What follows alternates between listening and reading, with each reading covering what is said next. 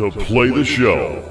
The bell has rung, and that big show might be over, but it's time for us to bring wrestling information you can enjoy with the match predictions, analysis, the ups and downs of professional wrestling, all reaction, some beverage drinking to bring you Logic on Tap with your good brothers. It's time for you to look into the eyes of Howard Blues and the Mark Kidder. We're live! Oh, it's a miracle of technology. Now it's time for Howie Blues. He's got an intro. I was going to do a countdown, but, you know, we're live. It's one of those things. all right. In action. Good evening, ladies and gentlemen, and welcome to a special Triple B Wrestling review of WrestleMania 39, Night 1. I'm your host, Howard Blues, here, as always, with my co-host, the man, the myth, the legend, the Mark Kidder. Kidder, how you doing tonight? Well, Howie Blues, I'm fantastic. WrestleMania Night 1 in the books. We have some ups, we have some downs, we have some top ropes, we have some bottom ropes, we have some everything in between. And I conned Rudeboy Kyle into joining us this evening. So, Howie Blues, how you doing? And Rudeboy Kyle, how you doing? Oh, Kyle, you go first. You're the guest. I'm good. Hello. Yeah, I'm here. I don't watch wrestling that often, but I did watch probably 95% of tonight's WrestleMania, so I'm here to share my 2 cents and have a good time with the brothers. So here we are. Yeah. So, I suppose, Howard, do you want to describe what we do on this thing for those of you joining us for the first time or the 18,000th time? Wow, 18,000? Man, I've missed some shows. Yes. So we are here to break down all of the action. Of course, Kidder has watched the pay-per-view. Kyle has watched most of the pay-per-view. I have watched none of the pay-per-view because I got kids. And that's how life goes. But for years now, Kidder and I have done this little game of predictions where we try and see who can predict the winners of each match. It's really just for bragging rights. And no, I don't mean that former pay-per-view that is no longer used. Oh, no, man. Yeah, I know. We could have had a whole brand war, red versus blue. I mean, it could have been a thing, but that's how it goes. No, it is for bragging rights. I'm keeping score. And because, Kidder, this is the first time that we are doing this live, we don't have the usual scoreboard, so we're going old school paper style here. We got NFTs. With it. Yeah. But hey, we are live, and I think, Kidder, it's worth mentioning that this is the new thing for us with these wrestling reviews. We will be doing these live. It cuts down on the editing for future Howard. So, hey, if you're catching this on the replay, if you ever want to be a part and join in and watch, we do these right after the main event concludes, as quickly as we can get down to our respective basements, fire up the old laptops, and hit the interwebs. So you can do that. Also, I want to just pitch this out here. Hey, if you just want our wrestling content over on YouTube and their YouTube podcasts, you can now go and subscribe to just the Triple B Wrestling Reviews and get just the wrestling portion of our content. So that's also out there and available, and I'm making that known to you now. But that's a lot of talking. Kidder's going to do a lot more talking. But before we do, we need to dive into everybody's favorite segment, What's on Tap? Kyle, you are the guest. What you drinking tonight? I've got myself a Tanqueray and tonic, so a little bit of gin, a little bit of water, a little bit of fizz, and no, just tonic water. No. Take the pain away. So The pain of watching the show? Wrestling? No, See. it was a good show. Okay. Well, don't get too much away. We can't get ahead of ourselves now. Yeah, we don't want to Howie start Blues talking is going to start just blowing yet. the reviews. Calm down. But yeah, Good. that's my mixture of the night. Awesome. Jaco, what do you got? What are you drinking? Oh, no.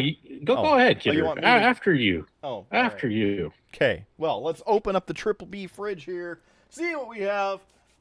Many varieties, but I'm going to reach into the back. Another one of these. Oh, this should be good. This is courtesy of the local geek, in fact, from Avery Brewing in Boulder, Colorado, and El Gose. Look at that. And yes, I know it's backward because the way that we're doing this is, not fancy enough for real production value. But this is a session sour ale with limes and sea salt, 100 calories, 3.5 carbs in this, 4.5% alcohol by volume, and 12 fluid ounces in this thing. Apparently, this is brewed with Rocky Mountain water, malted barley, malted wheat, limes, salt, sodium chloride, and potassium citrate for those of you keeping track at home, hops, and yeast. Salud and Prost. And aside from that, there is Ball Corporation aluminum in this can. Go Abs, go. Beating the Dallas Stars tonight as well. 5-2 with that empty netter. That was beautiful. That was a great ship. Go Tank, go. Gotta let that be known out there. JS Gunslinger has also breached the room. He's not just joined us in the chat, but he has blown up the chat. So, JS, welcome to the show. Hope you're driving safe, and share your comments when you're not about to go in the ditch. So, let's open up this thing here. We also don't condone texting and driving, just for liability purposes. So you can smell the lime. I like how Howard smirked the most on that. Smell the lime here on the top of it, and it does have a little bit of that salty scent to it as well. So we'll probably not be enjoying this one a whole lot, but we'll give it a go. Oh, that is sour. That is a sour ale. Yes. It's really like taking a lime that has some sea salt on it and just jamming it into your mouth with a little bit of salt. So there's that. If I had to rank it, it's not as good as the key lime pie sour that you brought over, Howard, but it's better than the stuff that we had on last night's show, and definitely last week. Yeah, I actually had that one on this show, Kidder, episode 22, and I was just cheating. I looked at the spreadsheet. I had also made comment that it's a very salty sour. So, yeah, there's that. So, if you want my reaction to it, yeah, go back episode 22 and check that out. Kidder, yeah, I was going to sit here and drink this Land Shark. But this is WrestleMania. This is the big show. Well, he's not with WWE right now. It's Sorry. the big show. Sorry. So I'm bringing back. I did this once before on an AEW pay-per-view, Kidder. I know nothing. For the audience, Kidder has locked in his predictions. Rude Boy is locked in their predictions. I have not. I get to call them live, but I know absolutely nothing. I've stayed away from all the spoilers. And because I know nothing, I have here a lovely bottle of Ice Hole, going with the salted caramel, trying a different flavor. You actually have a full bottle tonight. A full bottle. Yeah. I ran out to the store today just to pick this up, just for this. Glutton it looks frosty too. Yeah, it's been in the freezer since I got it. It's cold. It's ready to go. And the way that I'm going to do this is every prediction I get wrong, I'm taking a shot of this. However, because I don't want to do the whole show with absolutely nothing in the old system, we're going to start off with one, and especially since I haven't tried this particular flavor. So, gentlemen, to a good show. Salud. Cheers. I said it already, but yeah, with the thing. Okay. It's not bad. A bit more salty than I would like. I prefer their butterscotch, but I'll get through this, and I'm gonna hope that I don't get too many wrong. Well, so it is a big show, and well, I've got some salted caramel. So some flavor of some salted caramel. So I might join you later on if I got some predictions wrong. So Hey, we got to make this fun, make it interesting, and we'll just see how it goes with this. But for anybody who doesn't know, this is Ice Hole. It is schnapps from up north, 20% alcohol by volume, 40 proof. There's a whole lot more to it, but hey, it's from oh no, it's just an Iowa refund. Ah! That's where they charge you and make you take it back to get your money back. They don't actually give you anything to benefit out of it. It just they charge don't spend you. that nickel all in one place now. Hey, JS Gunslinger is double fisting Perrier tonight and some gas station coffee. He did not list which gas station, and so I'm sure it's trash. JS, good luck. All right. So, quick intro for this, as we have now concluded our What's on Tap segment for this evening, is we move into our wrestling predictions and commentary and descriptions of the matches and whatnot. We would love to hear your thoughts as well, since this is really the premiere episode, actually live, being able to interact. It's insane, and we have no idea what we're doing. So, thanks for helping us out. We would also mention that we lock in our picks before the show. I made Rudeboy do it tonight because I knew he was going to be watching the show. Howard, he may have some locked-in picks in his mind, but basically with him, he hasn't seen 99.9% of anything WrestleMania related, and he has no idea what's happened, but he does have an idea of the matches, so we will discuss each match in a match-by-match basis. He'll give us his prediction, we'll lay down our predictions, discuss, and go from there. So we would love to have you join us in the comments, and of course, smash that sub button. Give us a thumbs up, please. What? It's like the thing that you have to do. It's the obligatory cheap plug. Oh, cheap plug, beerbluesbs.com. Beerbluesbs.com. Get some quality merch like this pint glass, or other merch that has our logo on it. Also, this Kidder's Old Fashioned Recipe, pint glass, and shirts, and many other things. BeerBluesBS.com. Maybe even a sign that you can have in the background of your very own podcast. We'd appreciate the support. All right, who's ready to get some wrestling rolling? All right, I mean, let's do do it. Ding, ding, ding. And there's the bell. And the stream. Okay. So, to give you the all-out setup, it is WrestleMania 39 coming to you live from SoFi Stadium in Inglewood, California, where WrestleMania goes Hollywood. Look, it's on the screen right there. It's like it was meant to happen. Tonight's attendance sold out. So tomorrow's attendance should be the same. They're sold out. Just throwing that out there. 80,497 people. Less than the WrestleMania I attended in New Orleans, WrestleMania 30 at the Mercedes-Benz Superdome. So tonight, big show. We're going to get this thing rolling. Got a lot to talk about. And the first match on the card, as announced earlier today and yesterday, Austin Theory, the United States champion, versus John Cena. Now, I will also mention that there were no matches on the kickoff show. The kickoff show was 2 hours, and I did not put myself through it. Thank you very much. Very happy to not sit through 2 hours of nothing. It's kind of like this show. Becky G, apparently Grammy Award-winning vocalist, I don't know. She sang the rendition of America the Beautiful. Good song. And good rendition. The opening video package, Hollywood-related. And you know what? It wasn't terrible. It featured Kevin Hart, Mr. Rock Jr. himself. So, that was all right. Come to the desk. There's Michael Cole. There is Corey Graves. And the Spanish announce desk right there ringside, just like the good old days. Then they go to the ring. WrestleMania host, The Miz, welcomed everybody to WrestleMania, and Snoop D-O-double-G himself in the ring as well.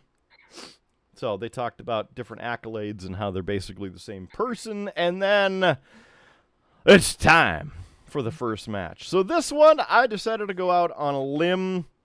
I chose John Cena. Just, again, go out on a limb. Why not, right? Rudeboy Kyle. Yeah, I chose John Cena as well. He's a well-known name, and he's kind of got backed into a corner based on the footage that I saw tonight. Getting picked on a little bit. Because he's in but movies? He's got a lot of other commitments, so we'll call it that. The other commitments, right. Okay. Yeah. So there's that. And like we talked earlier, Mark, it's something that it was going to be a good match because John Cena was there, but I'd say there is something stinky about this match from the beginning. So so your pick is? Well, my pick was John Cena. John Cena. Okay. Yeah. John Cena. All right. John Cena. And how you can't see? Yeah. You can't see Kyle. Yeah.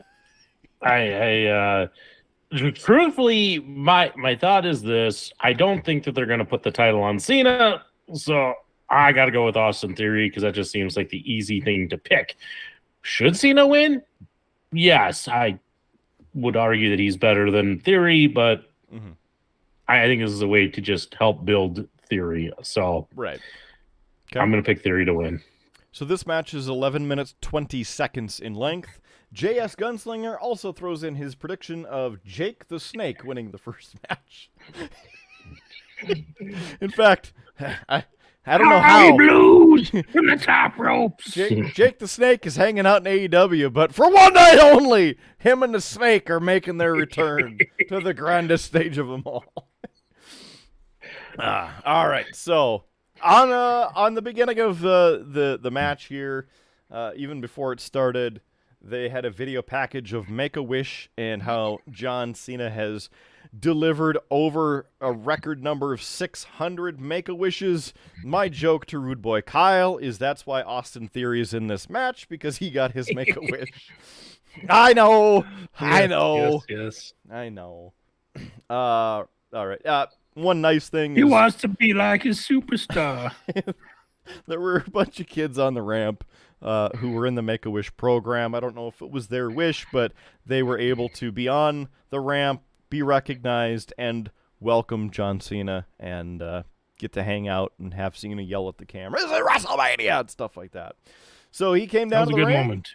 And it was a moment. So this is Cena's 15th WrestleMania match. In fact, his first WrestleMania was 2004 by beating The Big Show for the United States Championship, interestingly enough. Right away, the first thing you notice is John Cena is not as bulky as he previously was. You know, he's not in the 100% regime that he was when he was full-time WWE, so he is a little bit less stocky, shall we say. Shoulder blocks right away. One interesting piece, a la Mike Tyson, is Theory backed Cena into the corner and bit his ear.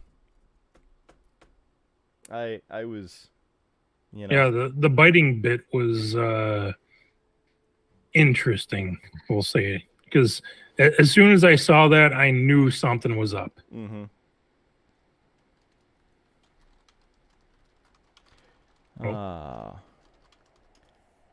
Just going into the chat room here, welcoming our guests. Marco, thanks for joining the show, and he just returned to, I guess, catch our show. So we're glad to have you here.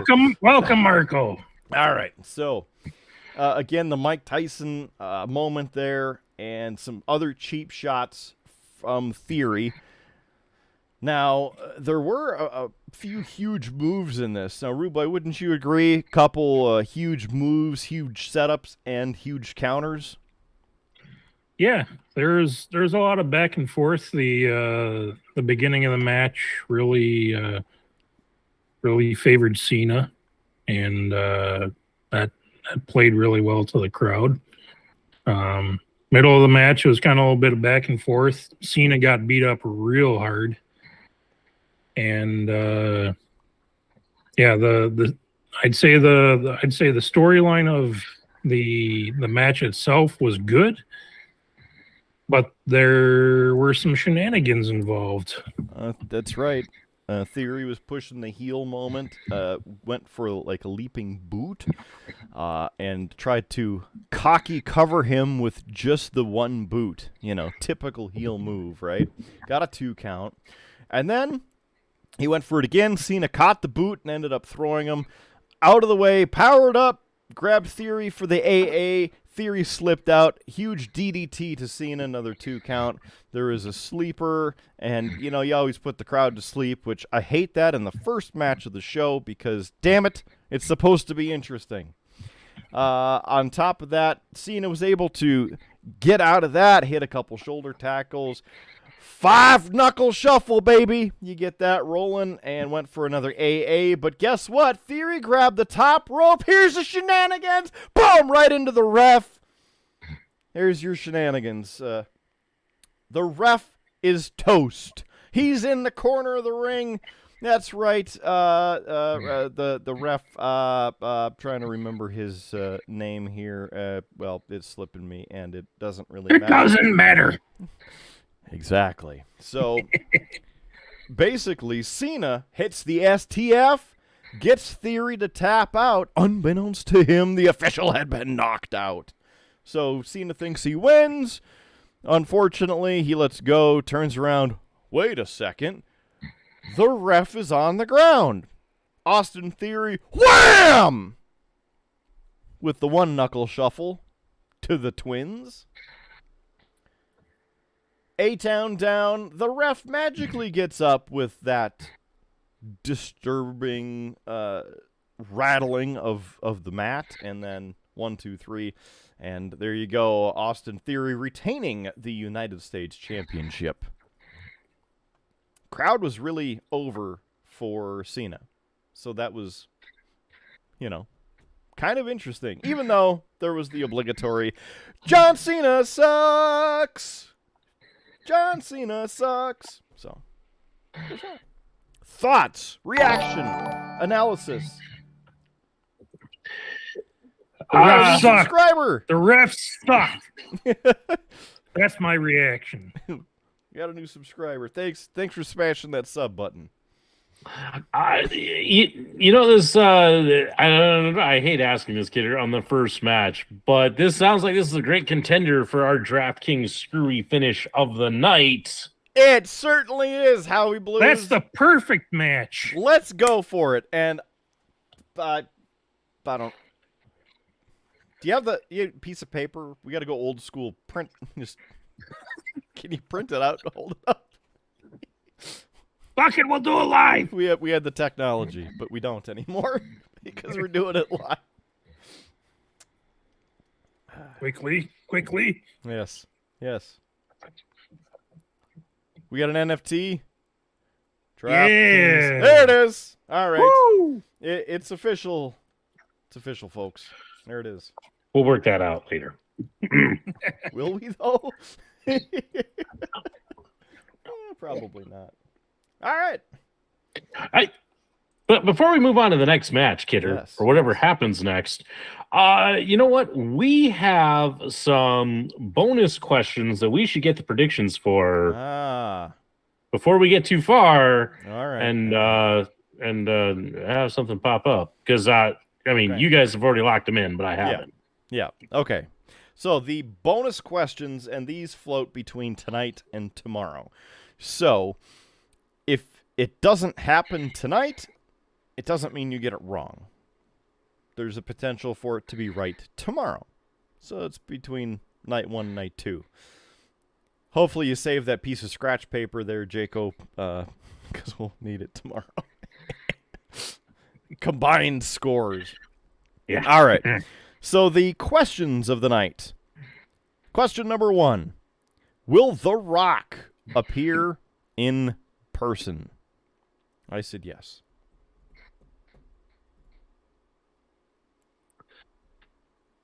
As opposed to like 3D hologram, or Well, the difference is if he shows up in like a video package or something like that, then he's not there. Yeah. So we have to make that distinction because, people and makes sense. lawsuits. So, Yeah.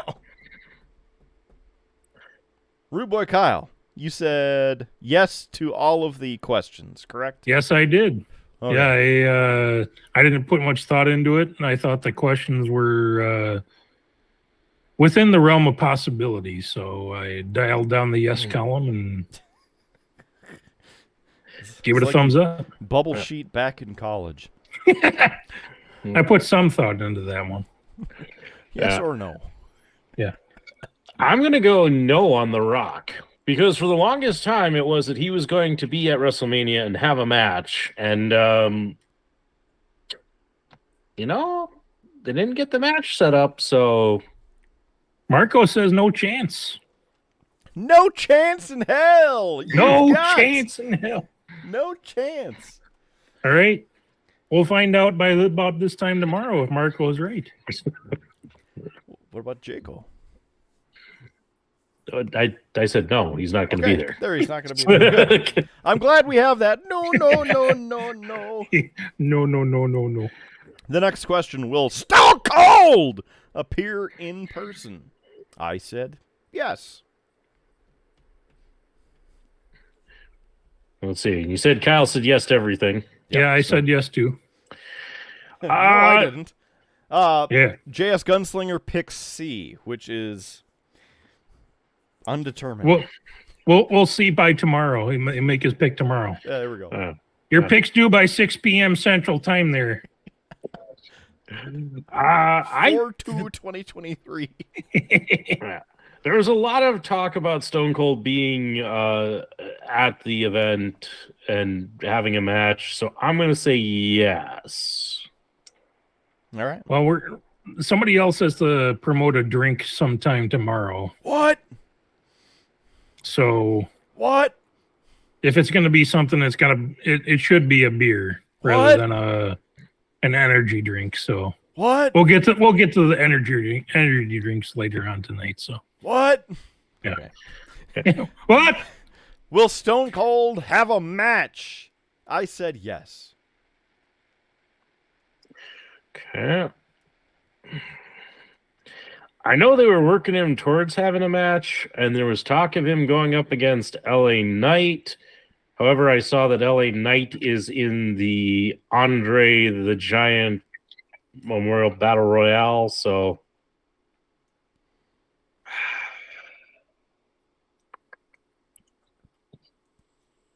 yeah, that's a tough one. You know what? I'm going to say yes. Why not? The Andre the Giant Battle Memorial Royal was on SmackDown last night. Just so you know. What the hell? Isn't that supposed to be part of WrestleMania? Yep. Not anymore. JS says the knee brace of destiny shall return to lay the smacketh down. That would be Stone Cold. All right. Next on the card of questions, will Jay White appear in person? I say no. I also say no to this, mostly because, they tend to have WrestleMania so planned out and so much to get in. If he is going to show up, it's going to be the Monday after, because they usually have a couple surprise appearances the Monday after WrestleMania. So if he's going to show up, I'd almost guess that he would show up then. So yes to Monday, no to tonight or tomorrow. Correct. All right. I said yes, but I don't know what I'm talking about. So What? what? All right. Yeah. Last question on the bonus round. Will Randy Orton return? And my thought is yes. Again, I'm going to say no. I think they're going to save him for the Monday night after WrestleMania. Yeah. I hope I'm right on this. Otherwise, I'm doing quite a few of these shots. Yeah. JS doesn't understand the question. That's okay. He has not been drinking alcohol. So, onward. I said yes, but yeah, I dialed down the yes column, so I'm all in on the The C column. yeah. I mean, it's All of something the that above. it'd be cool to see him show back up and go from there. Go for it. All right. Well, now that we've got our bonus questions in there, again, a quick reminder, if you could share our video here, it would be awesome. Click the thumbs up. And in your free time, go visit our merch store, beerbluesbs.com. Click merch and get some quality merch there. So next up is, yes, a little video thanking The Weeknd for one of the official WrestleMania 39 themes. And then Titus O'Neil was introduced. His music started playing, and he was seated with the broadcast team, so then he couldn't trip and disappear underneath the ring for the entirety of the match. For the four-way tag team match of the evening. And this match features the team of Braun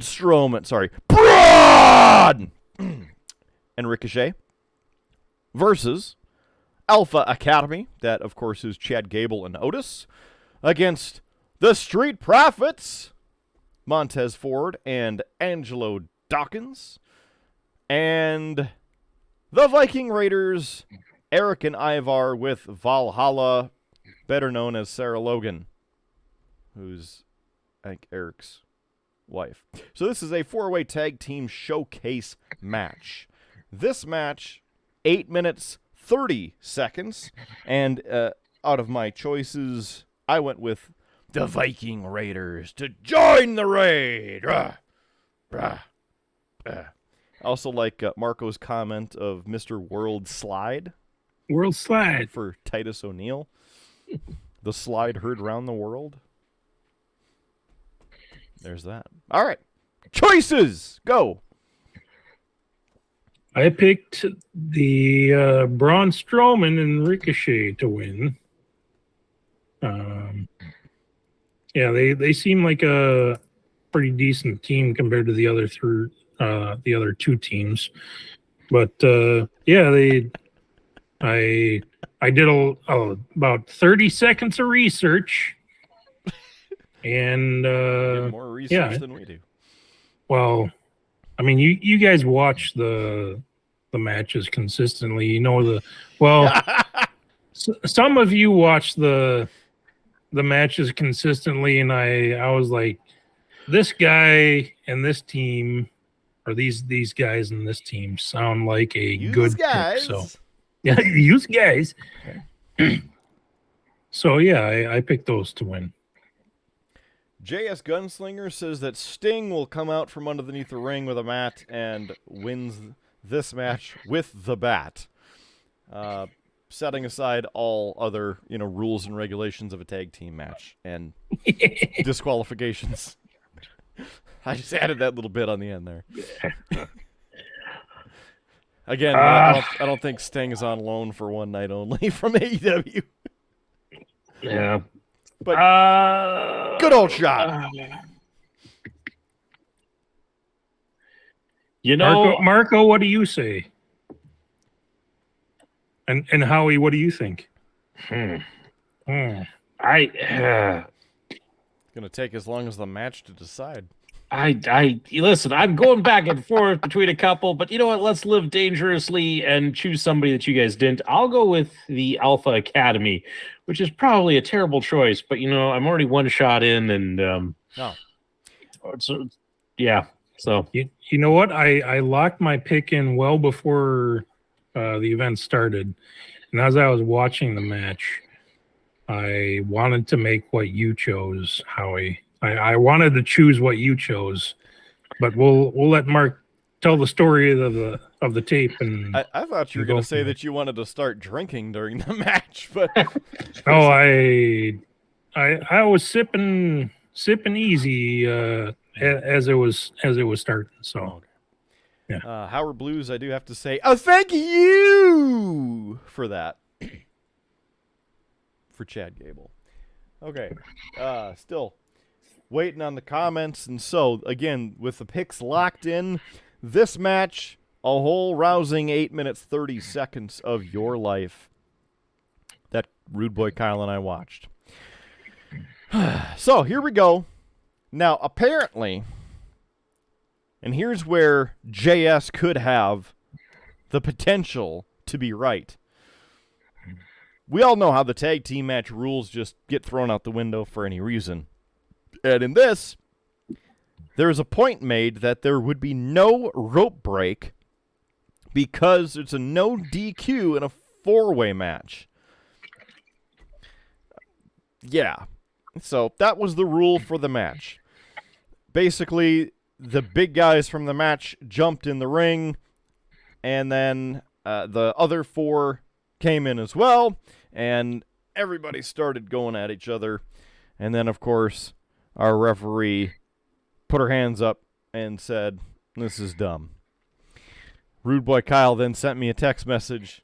Let's see. Let me find this here. There were a few tonight. Yeah. What did you end up saying here? Because I got to go back a while. Oh. Yeah, I had some live reactions. It was a simple one. LOL, this match. Yeah. So there's Rude Boy's reaction to. Yeah, well, it started off with the three in the ring, and then it evolved into something a lot more convoluted, crazy to start the match. So. Marco throws in that Hornswoggle will be hiding under the commentator's desk and comes out, causes some interference. So that's a possibility. You never know what's going to happen at WrestleMania.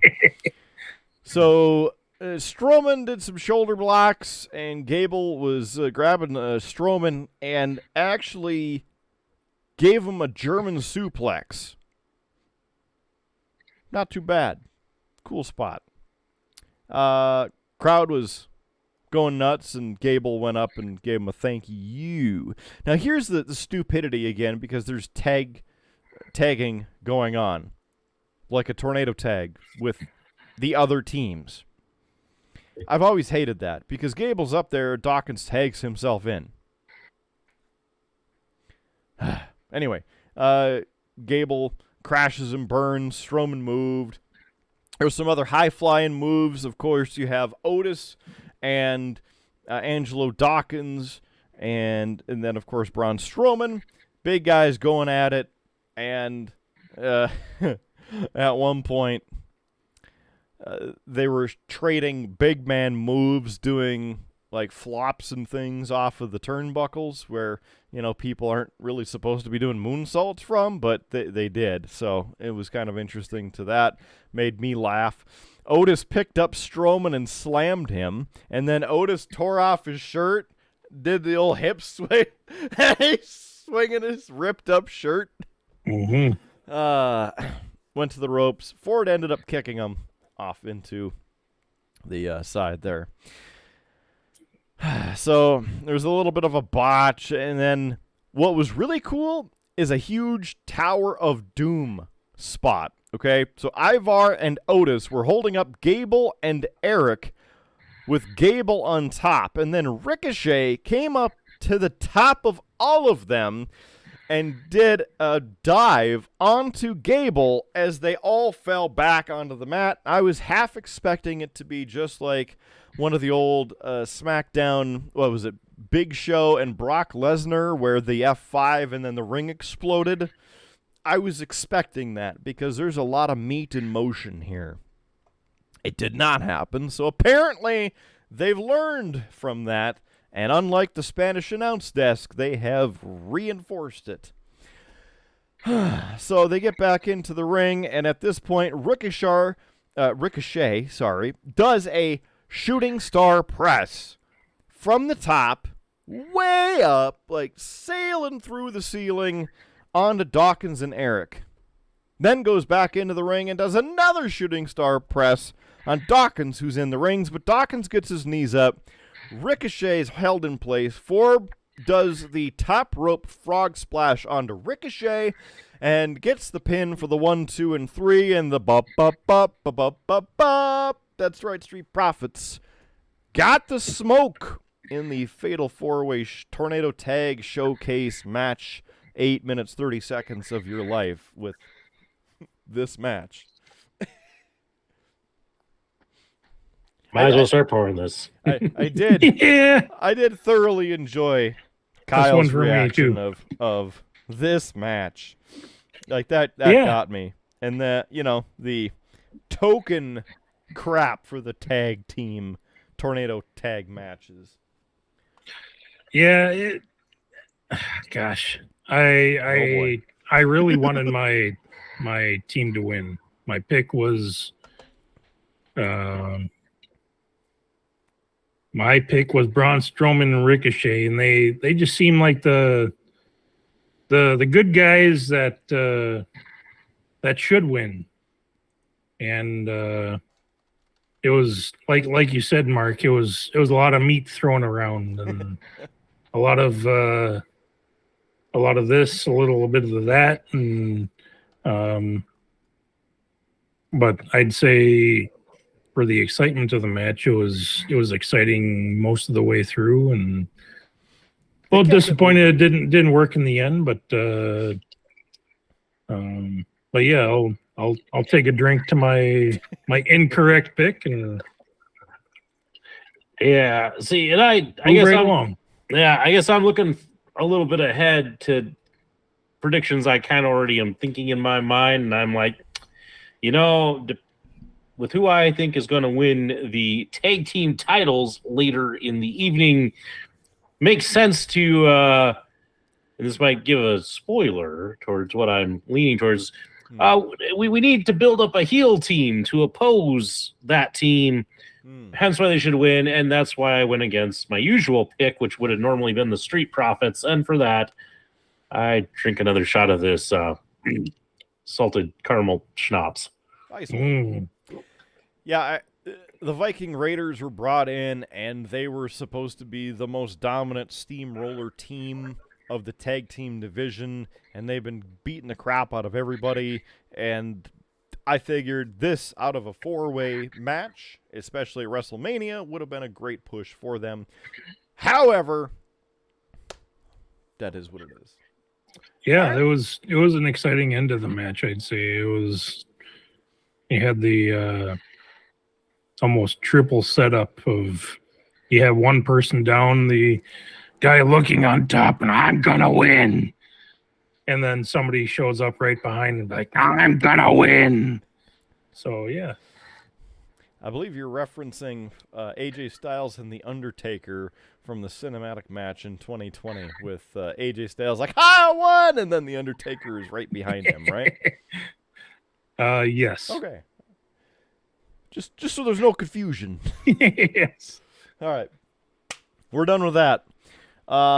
The crowd was pretty good there for it, and I think Marco was saying that the match sounds like a good match a message to the audience to go pound a few brewskis.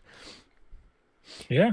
So, if they got back by the end of the match, they would have enjoyed it. So, a good 2 or 3 drink minimum for that 8 minutes 30 seconds.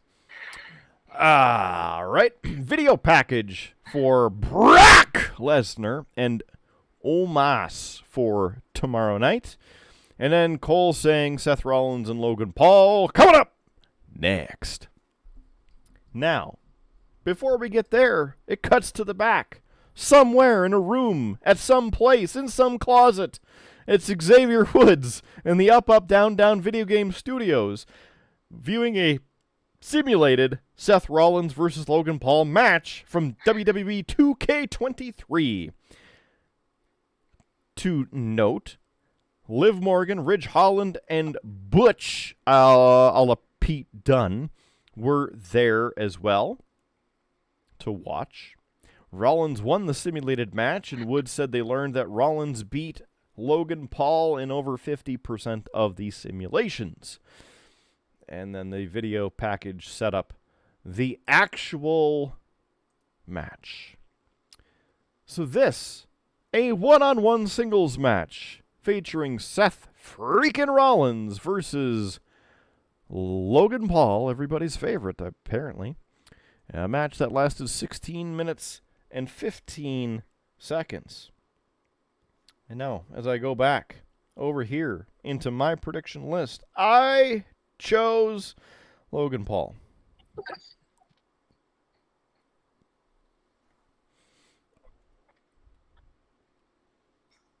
I chose Seth Rollins. Seth freaking Rollins. Representing Iowa. Sir. Yeah. Here's my thing. It was hinted out that this is the last match that Logan Paul has under contract with the WWE. So it's a question of, do you beat him because he might not come back? Or, hey, are you going to try and re-sign him and maybe it's worth keeping him around and keeping him happy and, giving him the victory here? So that is kind of where I would bouncing back and forth. He's lost a couple of matches. The problem is also, do you want him back? Because he's had all of his matches have been very highly rehearsed, working with Shawn Michaels, which is part of the reason they've been so good. All of this kind of rambling information dropping. I'm going with Logan Paul. All right. JS we Gunslinger. Do have a prediction in chat. Yep, JS Gunslinger throwing in the prediction that Big Papa Pump will make his arrival, come through the crowd, and will win this match with a chainmail headbutt. It's good to know that Big Papa Pump is still popular in April of 2023. Thank you for that reference. I hope you're laughing because it's probably the only way you're staying awake. So thanks. I'm glad I'm not doing these ice hole shots while going on JS's predictions.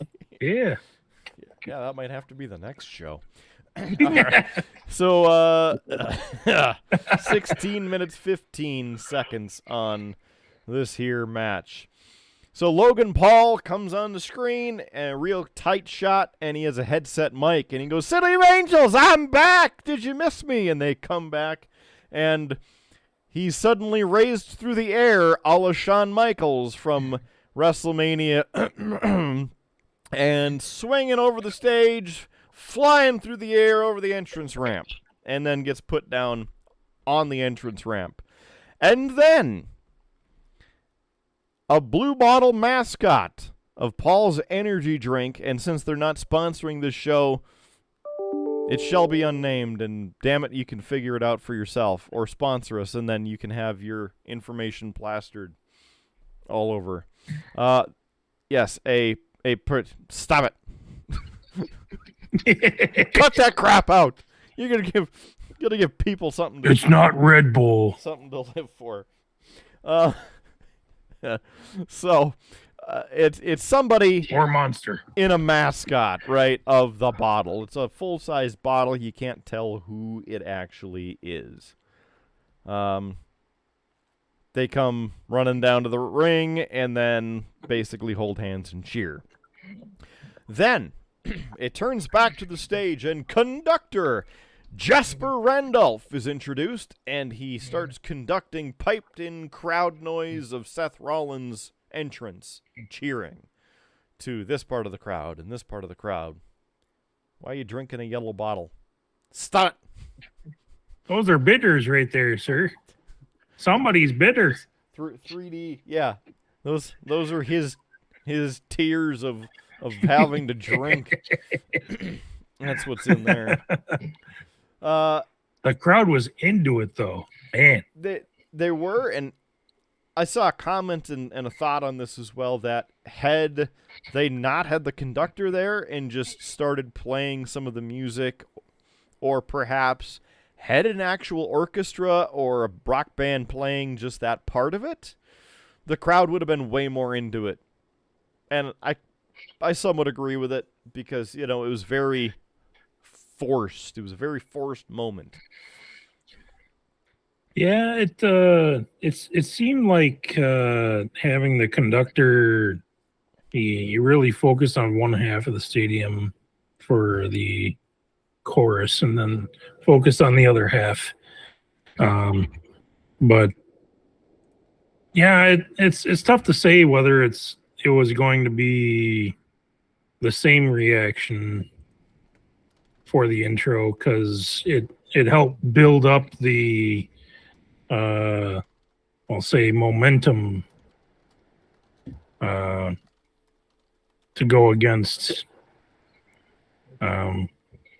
the eventual.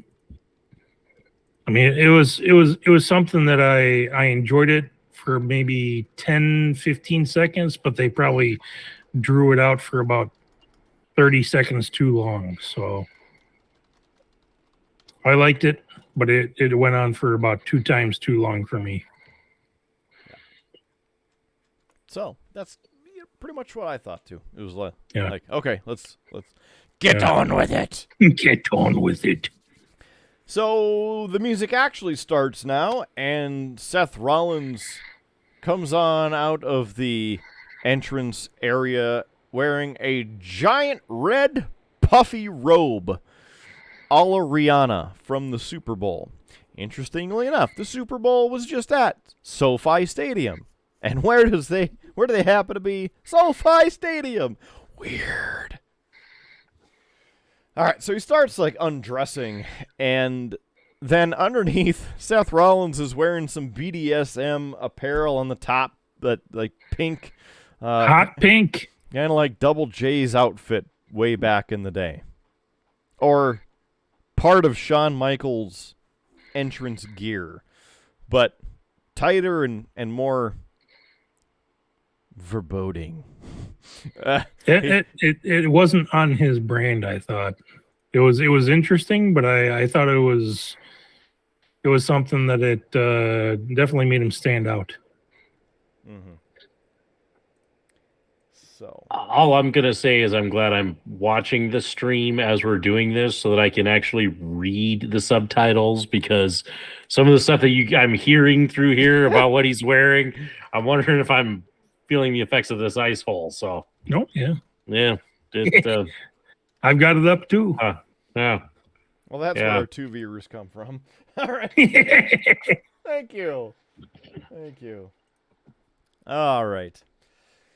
So he got rid of that, threw it out into the crowd, and then it was wearing red pants and some pink accents. I don't know. Maybe it was Big Papa Pump, for all I know. Whatever. So, there we go. We're off with the match, and Seth Rollins was doing what he could to play to the crowd, and Logan Paul ended up yawning. You can see that on the camera, purposely on the shot there.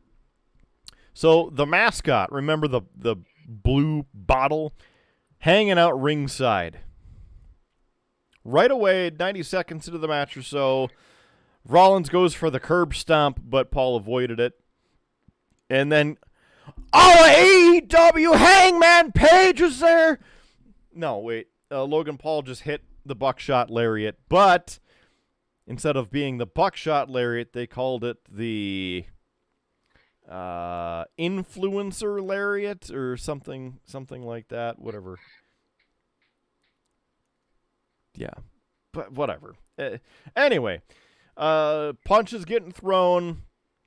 Now, Michael Cole ended up talking about how Logan Paul has the titanium screw in his hand, so it enhances his punches. Ended up hitting Rollins with a huge punch to the midsection and basically, take it out, he's got internal damage. Yeah, this is getting silly. Yeah, they made it sound like the screw was actually an enhancement to his striking ability, but I wasn't having any of it. Yep. Rudeboy Kyle saw straight through the crap. So, at this point, they are trading shots back and forth. There was a pretty good gut-wrench suplex. Paul ended up doing a standing leap to the top rope and then did a huge moonsault that Rollins was able to avoid. More punches and ended up being pulled away by the ref. Rollins sent Paul to ringside and then did not one suicide dive, not two suicide dives, but 3 suicide dives back to back to back. And then they go for, Rollins pulls Paul back toward the ring. Paul has his hand on the ring steps to get some, I don't know what you would want to call it, maybe stability. And Rollins hits a stomp on his hand. Took out his hand. So they get back into the ring. Rollins goes for a pedigree, but Rollins ends up missing. They trade a series of pin attempts. They stood up. Logan Paul blasts Rollins with that knockout punch, and Paul rolls Rollins onto his back. Quick near fall there. Now, here's where it starts getting a little predictable, because Rude Boy goes, there's something with that mascot. And I'm like, is it that obvious? Well, it's something that they did a decent job of keeping that bottle out of the shot. I'd say maybe the first 2/3 of the match. And then all of a sudden it just kind of just crept in a couple of times. And I was like, hey, hold on a second. Wait a damn minute. Yep. Yeah. So well, I was like, there's a reason that guy is still hanging out on the side of the ring. And here we go. Mm-hmm. So Paul runs at Rollins, leaps on him, and ended up getting him with a sit-out power bomb for a near fall. Now Rollins waits for Paul, but the mascot comes over and grabs Logan Paul out of the ring. So you can't get a near fall there. The mascot takes off the little circle cap thing covering his face, and it's Logan Paul's buddy and business partner, KSI. You sure that's not you, Rude Boy? It's like you added a letter to your name. No. Okay. No, not me. All right. I unfortunately don't have the credentials to be on the floor of WrestleMania tonight. So 6.21 gigawatts. Rollins went after KSI, but Logan Paul ran Rollins into the ring post. Now, Rollins gets picked up and put onto the Spanish announce table. Here's where the fun starts. KSI stood over Rollins, and he's filming him. He's doing the selfie thing, right? Holding Rollins here so he doesn't get up.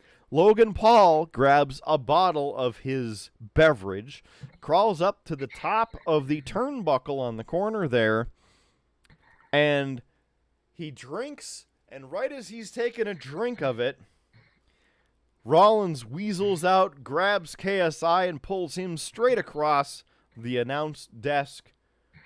And Logan Paul, as this is happening, does a Triple H, spews his juice into the air, and does a 5-star frog splash, boom, straight through KSI and through the Spanish announce desk.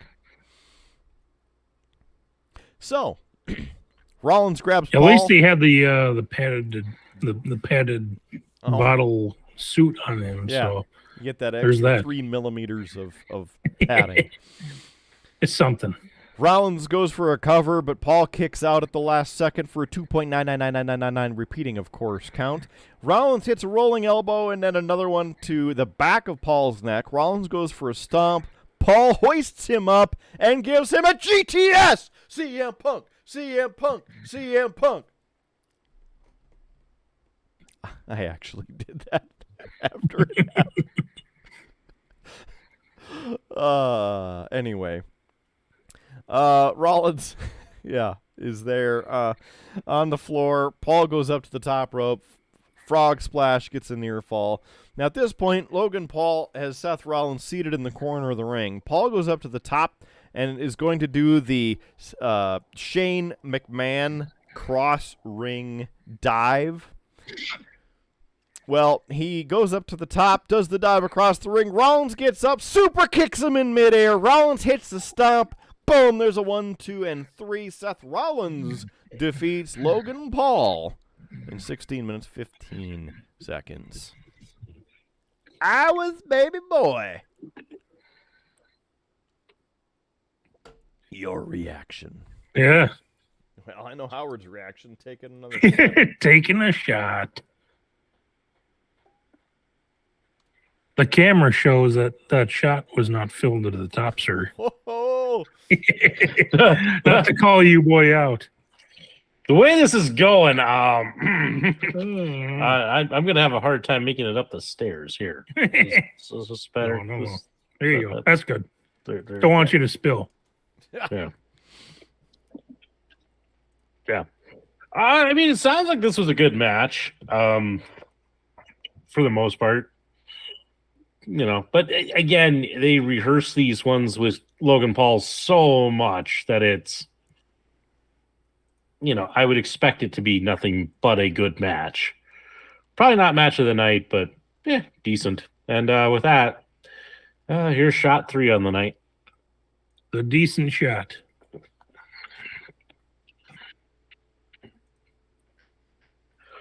Yep. Mm-hmm. Mm-hmm. Mm-hmm. I need to start getting more of these right. Yeah, well, here's your chance.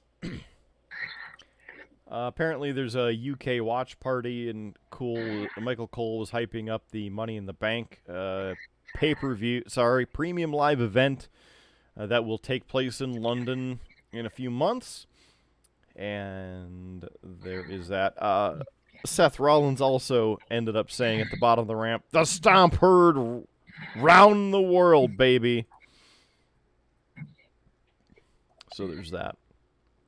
Coming up next, the 6-woman tag match. Apparently, there was a video package there. If you were the cheap member paying for the lower package, you got commercials. So, next match features Damage Control.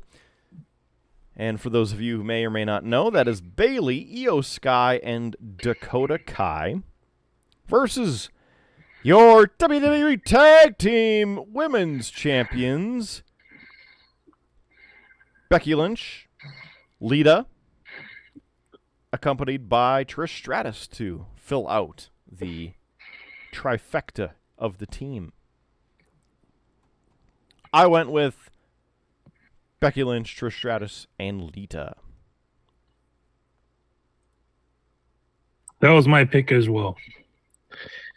I'm not going to be exciting because I have the same pick because Damage Control's a stupid name.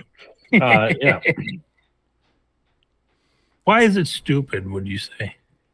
Because Damage Control, when you talk about what it is, it's like preventing damage. You're trying to keep things from being damaged, which is a stupid name for a tag team because it's not like they're trying to protect their opponents; they're trying to inflict damage. Yeah, that makes sense. It's clearly one of those where somebody like heard it and they're going just on the sound of it and not what it really means, and that, yeah. Oh, but it's not damage control. It's damage CTRL, just like on your keyboard. Copy paste.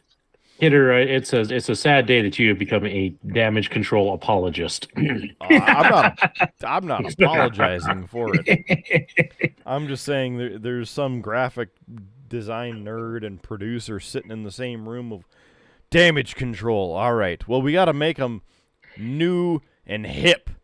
What can we do to accomplish both of that? Control. On the keyboard, it has CTRL. Damage caps lock. Wow. Yeah. All right. There's that.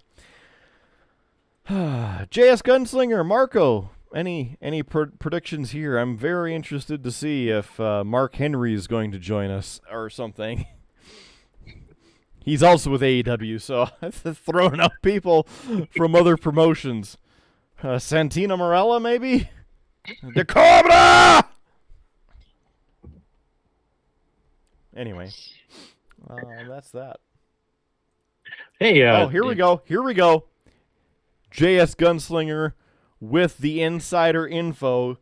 China brings out the eighth wonder of the world and wins with a drop kick from the top rope. Yes. She's dropping all the way from the heavens, everybody, because China's winning this one from the beyond. I was gonna say, I know JS has been throwing out the dated references, but at least so far he's been naming people who are actually alive. Not anymore. There's your dead guy news. Dead lady news. This match, 14 minutes, 40 seconds. And here we go.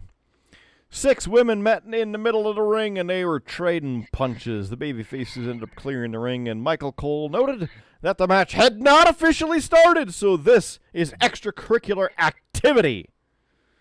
Damn it.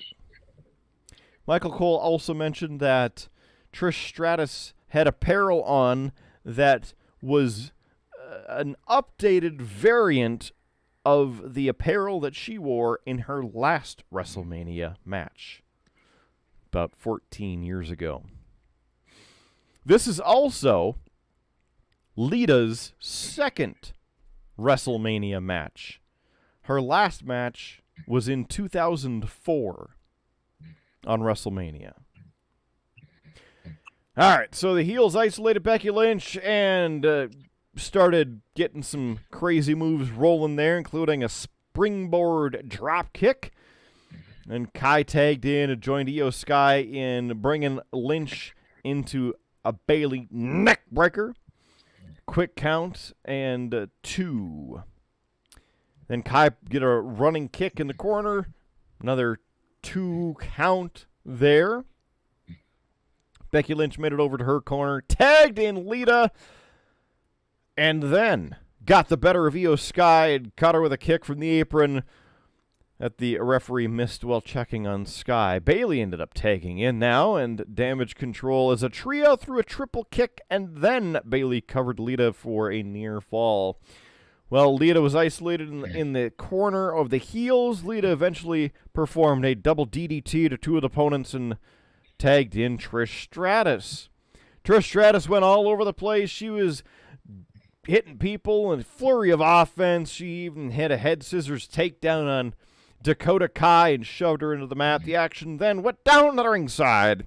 Becky Lynch and Lita picked up Trish, who executed the head scissors on Dakota Kai and pulled her onto Bayley and Io Sky on the floor. Almost pulled a Bayley and got the names mixed up. So back in the ring, Lita tagged in and hit. She and Trish hit Poetry in Motion on Kai. Lynch tagged in, hit the leg drop in the middle rope. Lynch went for the disarmor, but Bayley kicked her to prevent it. Bayley dragged Kai into the corner, tagged herself in, and Bayley went for the Rose Plant, but Becky Lynch countered out of it. Bayley shoved Lynch into the ropes, and then Sky took a cheap shot from the floor. Bayley hit the Rose Plant and went for the pin, but Lita broke it up. Trish hit Kai with her Stratusfaction Bulldog. Bayley then continued along. Becky Lynch tackled Bayley and tumbled to the ringside. Then, all 6 of the wrestlers are down. They're down in the ring. Well, they ended up beating the referee's count, and they ended up hitting, Trish hit Io Sky with a twist of fate. Nice move there from Trish. Trish hit a big kick on Kai. Lita did a moonsault onto Kai and Sky and cleared him to ringside. Bayley then set up the Bayley to belly on Lynch from the ropes, but Lynch avoided it, hit the manhandle slam from the second rope at a 1, 2, and 3. Becky Lynch, Trish Stratus, and Lita defeat Damage Control. One interesting comment on this is that it seemed like Lita was performing the match in slow motion. That was just kind of interesting. I don't know. I don't know why somebody would say that, but well, I mean, people have to realize. I mean, Lita is up there, in years. She's a veteran. It has been through all this. She's slowing down, and that happens. You watch any of the older guys when they're in, and they've slowed down. They can't do the match and the moves as fast as possible. So, to me, she's going to be a little bit slower. That's okay as long as she still performs well and is able to tell a decent story. There's nothing wrong with being a slower wrestler. Yeah, I'd say maybe about a little over halfway through, I noticed what Mark was saying, and what Howard was saying about how you notice that certain people contribute more than less, more or less, and but yeah, it's something that they all put on a good show, all 6 of them. So it's something that. As long as you're able to contribute, and even if you're not part of the action for maybe 2, 3, 4 minutes, even more, you still have the ability to come in and make that game-changing action to make it happen. So. That was a good match tonight. Howard Blues. I mean, closing thoughts. Not really. It'll be interesting to see how long they keep the titles on Becky and Lita, but I don't know who else besides Damage Control they can legitimately spin it off onto. So. Pains me a little to say that. Well, tomorrow night we do have a fatal 4-way women's tag team match like the men's one tonight. So there are 4 tag teams that we'll discuss tomorrow night. So they may be a contender. Yeah. Fun. Looking forward to it. Looking forward to it. Sounds like it. All right. Well, y'all got our predictions right, that one, though. Yeah, I'm appreciating the not having to drink. I'm only 3 shots in, but I'm feeling it. I'm feeling got a little buzz, I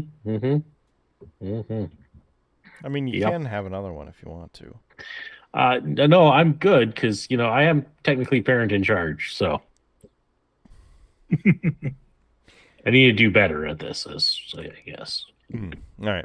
Well, next up on the card, a video package setting up the father and son match, the second to occur at WrestleMania. And then Bad Bunny joins the Spanish announce broadcast team and was introduced to the crowd. So the next match on the card, if you didn't guess, is Rey Mysterio versus his son Dominik Mysterio in a singles match for one fall. I pick Rey Booyaka Mysterio. I picked Rey Mysterio as well. This is a tough one because I think everybody wants to see Rey win, and truthfully, Rey's the better wrestler. He hasn't wanted to wrestle his son. However, Dominik has been, I almost called him Dominique. Dominik has this great level of heat, and do you kind of cool it off if he loses here? You know what, though? It's boring if we all choose the same. So I'm going to choose Dominik to win and continue building his heat. This match is 14 minutes, 55 seconds long. Oh, we got a prediction in from JS chat. Gunslinger chiming in. Ric Flair, woo! He comes running down from backstage, smashes both of them with a guitar, and then wins with the figure 4 leg lock. I mean, nice. It sounds like he's pulling a Jeff Jarrett there with the guitar, the JEFF, JARRETT. That's double J. Anyway, I suppose we should probably start rolling this. All right, so video package starts rolling. It's Dominik being released from his prison cell. He's being handcuffed. He's placed in the back of a van, and suddenly it cuts it cuts into the arena.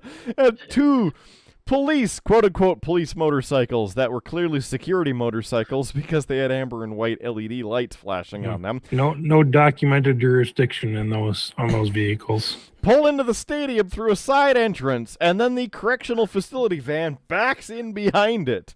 That says correction on it. It doesn't say corrections. It doesn't say Department of Corrections. It just says correction.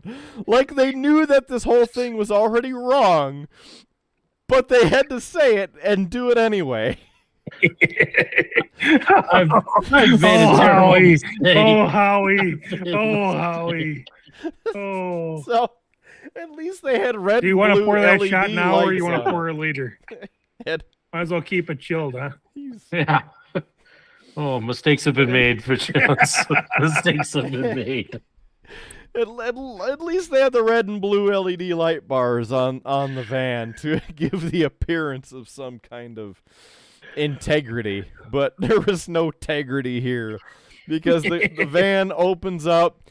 The quote-unquote correctional officers hop out with no name tags, no department patches, clearly plastic badges, and no tasers. They just have the old LAPD style nightstick. And they're all shiny for some reason. Why are they all shiny? Oh, because they got them out of the box. That's why. So Dominik comes out wearing a purple lucha mask, and the correctional officers walk him through the crowd to the ring.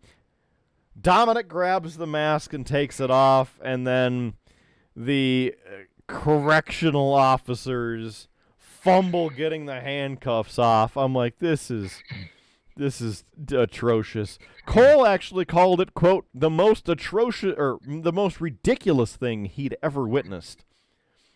So there you go.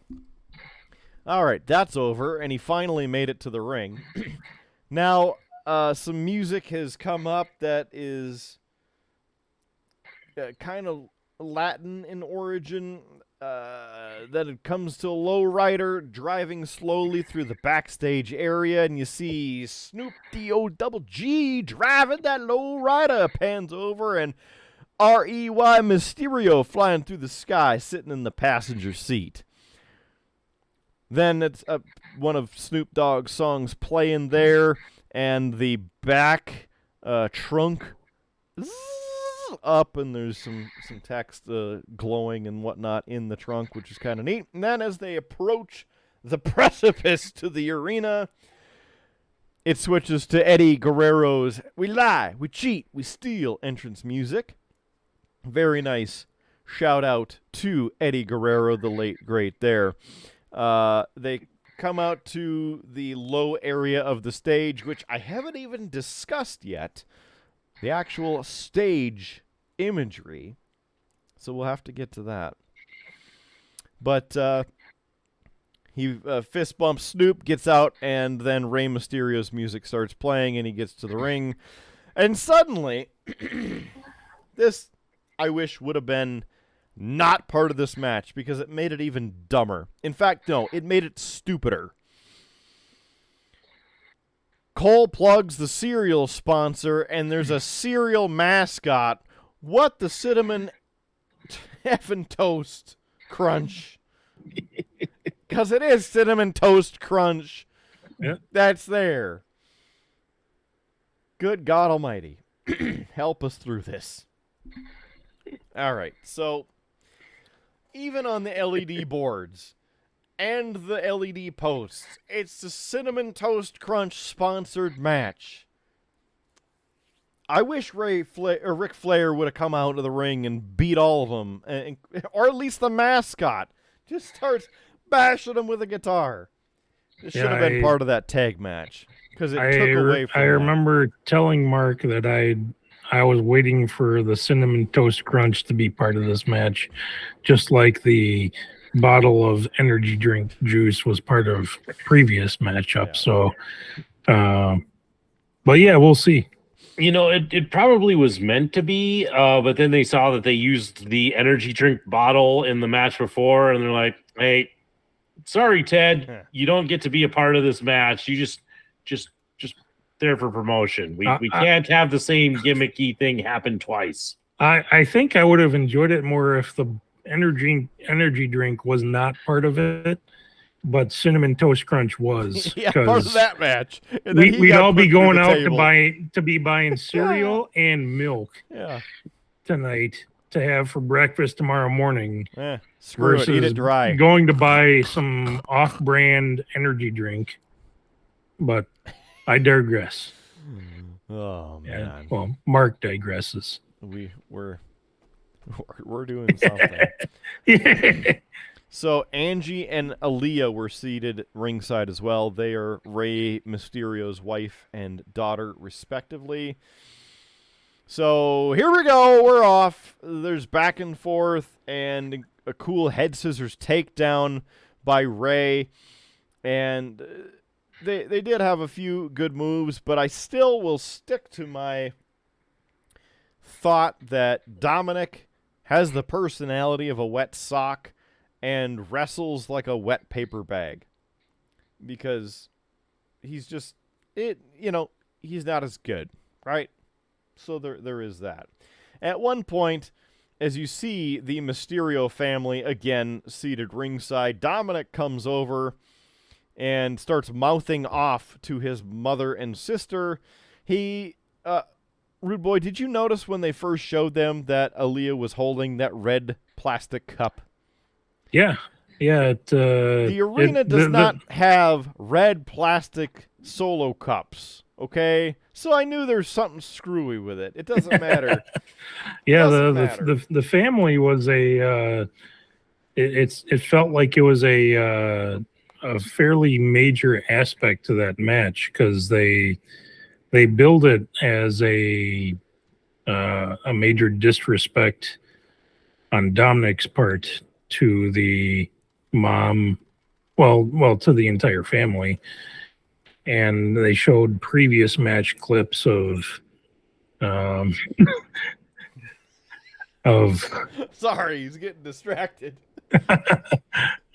of him being blatantly against his dad, especially, and also his mom and his sister. And once they brought that aspect into the match, he knows going to be a pivotal part to how things played out. So yeah, it was interesting. But yeah, the red solo cup was it did seem out of place. Yeah, you didn't see anybody else with besides wrestlers with red solo cups. One team, because they have the smoke. They want the smoke. They want the smoke. So the smoke. that stuck out to me like a sore thumb. I was like, there's something with that. Yeah. And what happens? Well, Dominik is over there, and he ends up mouthing off, and his mom slaps him. Yeah! There it is. Then Dominik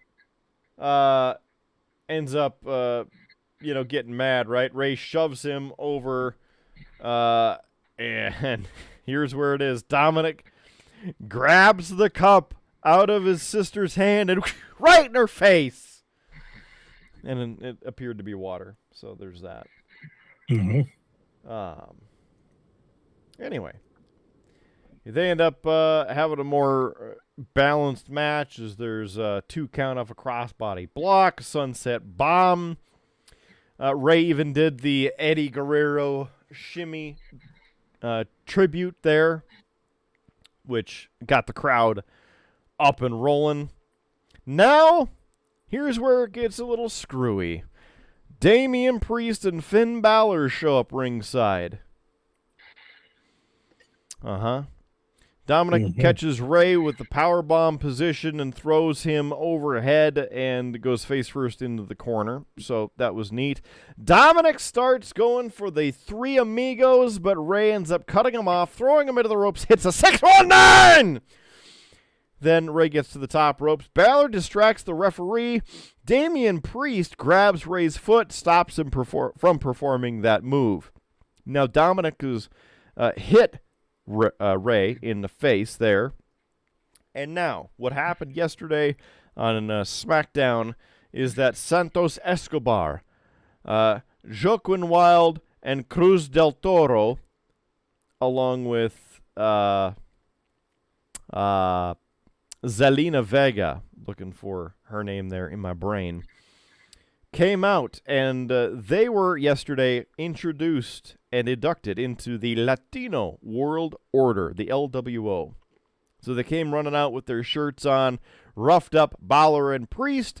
Cole said that they were the Legado del Fantasma, but of course now LWO.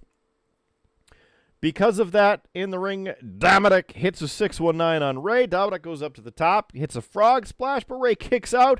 Then Dom tries to remove the turnbuckle pad, and the referee goes, just like Howard the ref. No, no, no, no. Well, meanwhile, over on the other side, Damian Priest had left a mysterious bag in the corner. It looked like a big coat. Yeah, like a blazer. Yeah.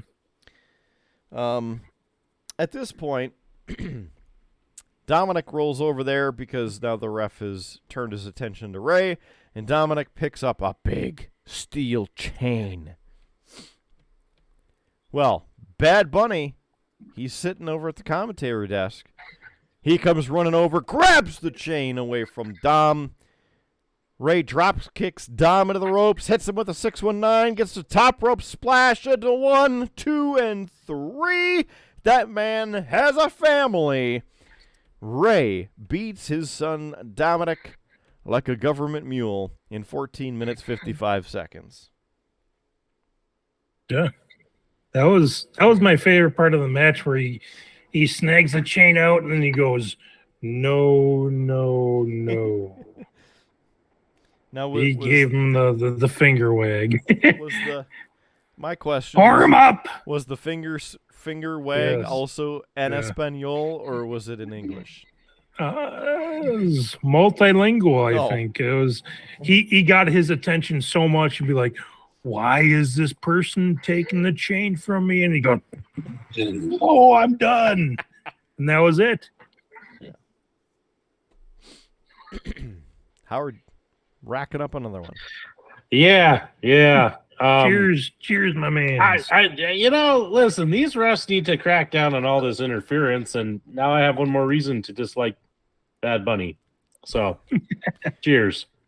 At least he prevented a second DraftKings screwy finish of the night from happening. I don't know. I could kind of argue that was still a screwy finish of the night, but wasn't as screwy. Yeah. Okay. Yeah. All right. Well, congratulations on enjoying that drink. And we are now down to 3 current viewers.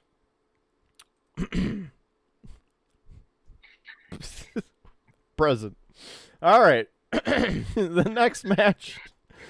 Oh, it's still going. There was a video package because the next premium live event is WWE Backlash, May 6th. It will be held in San Juan, Puerto Rico, and hosted by Bad Bunny.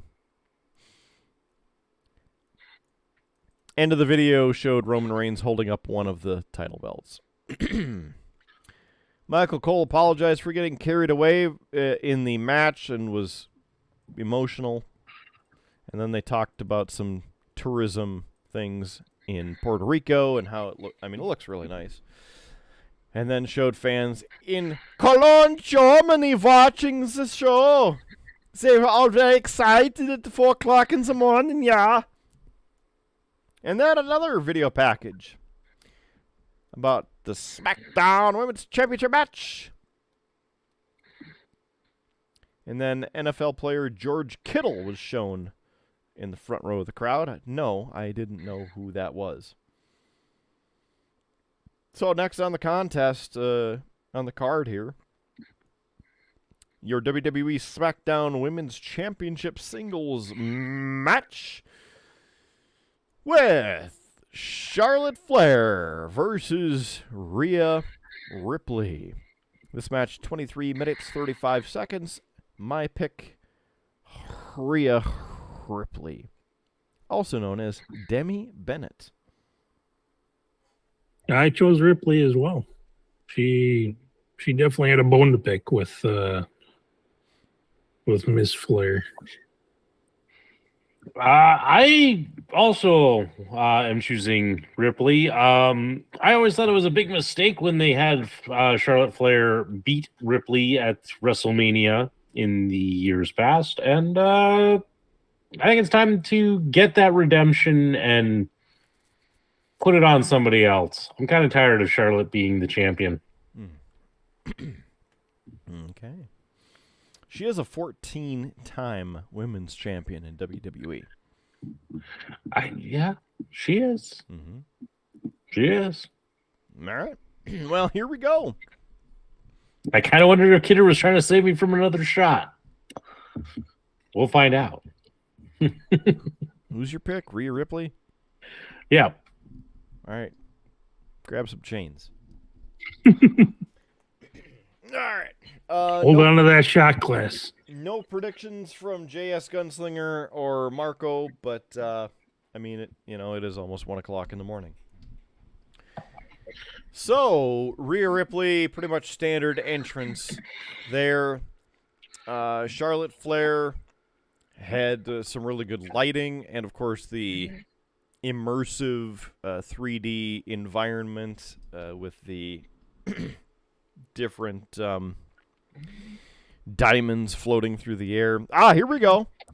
JS Gunslinger. Ronda Rousey rappels in and roundhouses both of them. Wow. He's in the legitimate world of possibilities. I was going to say a prediction that contains somebody who's actually on the roster. That might be the most plausible prediction of the night. That's just it. Plausible deniability. All right. Okay. So here we go. A piece to note is that this is the first time in WrestleMania history that the match had all female wrestlers, a female referee, and a female ring announcer. There you go. So right off the top, we got a shoulder block. Ripley blocked it. More shoulder blocks, a clothesline, back and forth. They're chopping. And there's a German suplex, 2 count. They're getting back and forth. A crossbody block. They're powering up, transition into the Riptide attempt, but Flair countered, and to a huge DDT, a poof spike. Rhea Ripley was perpendicular to the mat. At this point, Flair goes for the figure 4, but Rhea Ripley kicks her off twice and catches her at an inside cradle and gets a 2 count. They get up, start throwing kicks, and they're throwing hands. They're flying furiously back and forth. Flair gets a fallaway slam. Howard's changing his lights. There were boos and cheers all around. Flair goes up top. Rhea Ripley catches her from behind, suplexes her in the ring. Ripley covers Flair, but a near fall there.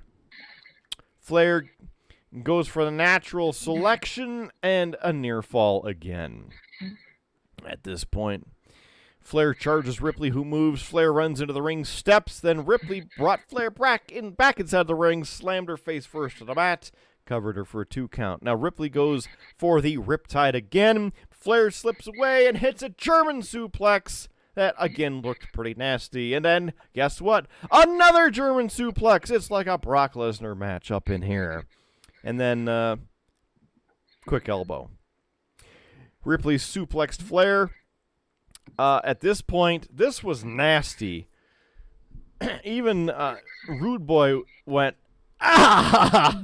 That's gotta hurt because Rhea Ripley suplexed Charlotte 180 degrees, and Charlotte's head came down like this and actually scraped up about an inch of her nose, potentially breaking Charlotte's nose.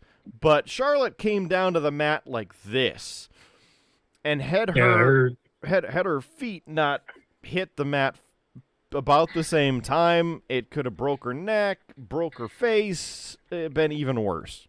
Yeah, it was a very that was a very, very I'd say if her feet did not touch at the same time as her face, like it was a bang bang type of situation where if they didn't touch at the same time, that her face was going to take the full brunt of that German suplex. And I even kind of winced. I was like, oh, I was like, and even seeing the replay, I was like, oh, that's why she's got the little shiner on her nose right there. So, but yeah, that was one of the best parts of that match. So, I don't know if it turned itself off or I just forgot, but there it is. We got the WrestleMania gold going on now. I mean, change my lights now. Yeah, get some party mode going. All right. So that looked like it hurt like a sumbitch, and we keep rolling. There was some kicking back and forth, and again, Flair goes for the spear. Howard then goes gold. Ripley was shocked at that, and also that Flair kicked out of her finisher. At this point, Flair gets inside cradle and near fall, but Ripley gets Flair in the cloverleaf finisher. That's called the Prism Trap, which on the announcing actually sounded like the Prison Trap. And I was like, maybe Rhea Ripley's been in prison too with Dominik because, they're committing crimes and stuff. No, the prism, like a prism. Anyway. They're going back and forth some more. Ripley dazed Flair with a kick, but then Flair blasted her with a big boot. Kyle's gone into the depths of hell. He's going into the figure 4. Ripley ends up grabbing a bottom rope before Flair could bridge into the figure 8. Ripley rolls onto the apron. Now Flair and Ripley ended up on the ropes together. Flair fires some chops into Ripley, who dropped off the apron, pulled Flair's head onto the top of the ring post casing, and I said, tink! And then I had to send it to Kyle, too, because that was a headshot. Ripley looked up, smiled, goes between to the ropes there, screams that it was her time. Ripley grabs Charlotte, hits Riptide from the ropes, and a 1, 2, and 3. your new SmackDown Women's Champion, Rhea Ripley, in 23 minutes 35 seconds. It was pretty brutal. They had some footage from a viewing party in Sydney, Australia, mate. There was also, cheering and finally some pyro. Although in Charlotte's entrance, they had a little pyro there as well. Thoughts? Yeah, I'd say that was an exciting match because even though it felt like it was one-sided, I'd say you really didn't have any clue as to who was going to win until right at the end. So I enjoyed that match a lot. Yeah, I mean, this sounds like a match I might have to go and check out at least some highlights from, because it sounds like there were some interesting spots to see for sure. So far, this sounds like the best match of the night, but I know there's more to come. This one. Yeah, I'd say this one and the Mysterio match was probably my favorite of the night.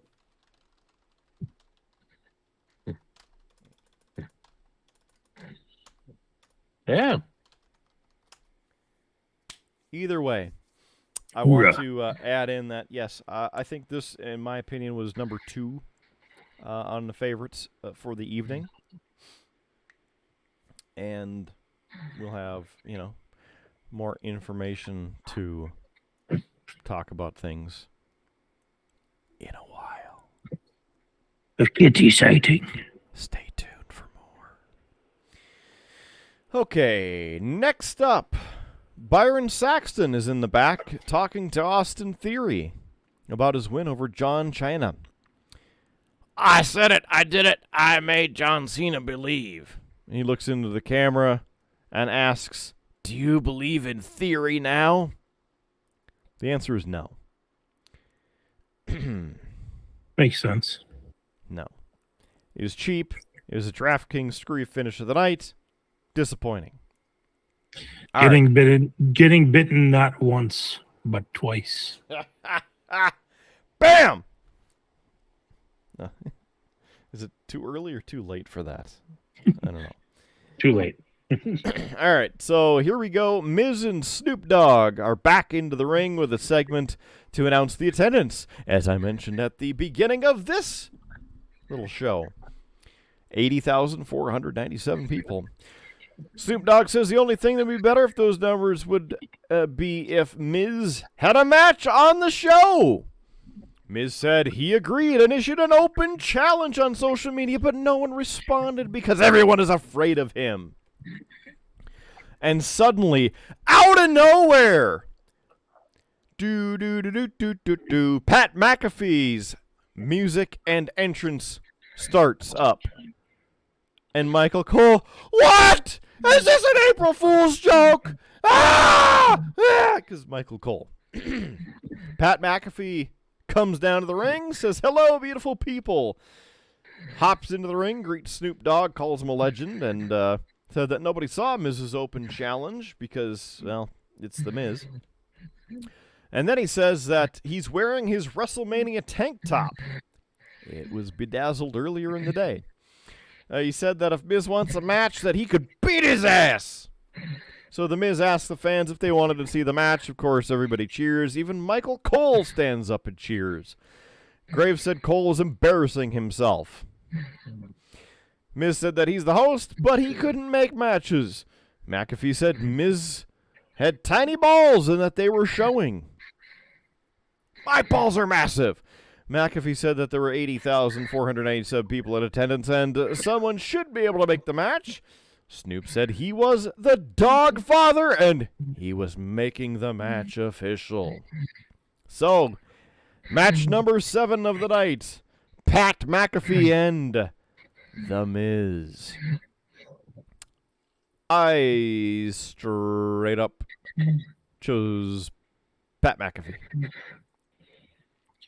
Well, he's definitely more wrestling equipped in terms of his attire than the business suit and attire of a host. But yeah, since it wasn't on the tape, I had to make a quick snap decision. I chose The Miz, which, yeah, we'll find out the consequences of that choice later on. And I'm going to take Pat McAfee because I can, and I did.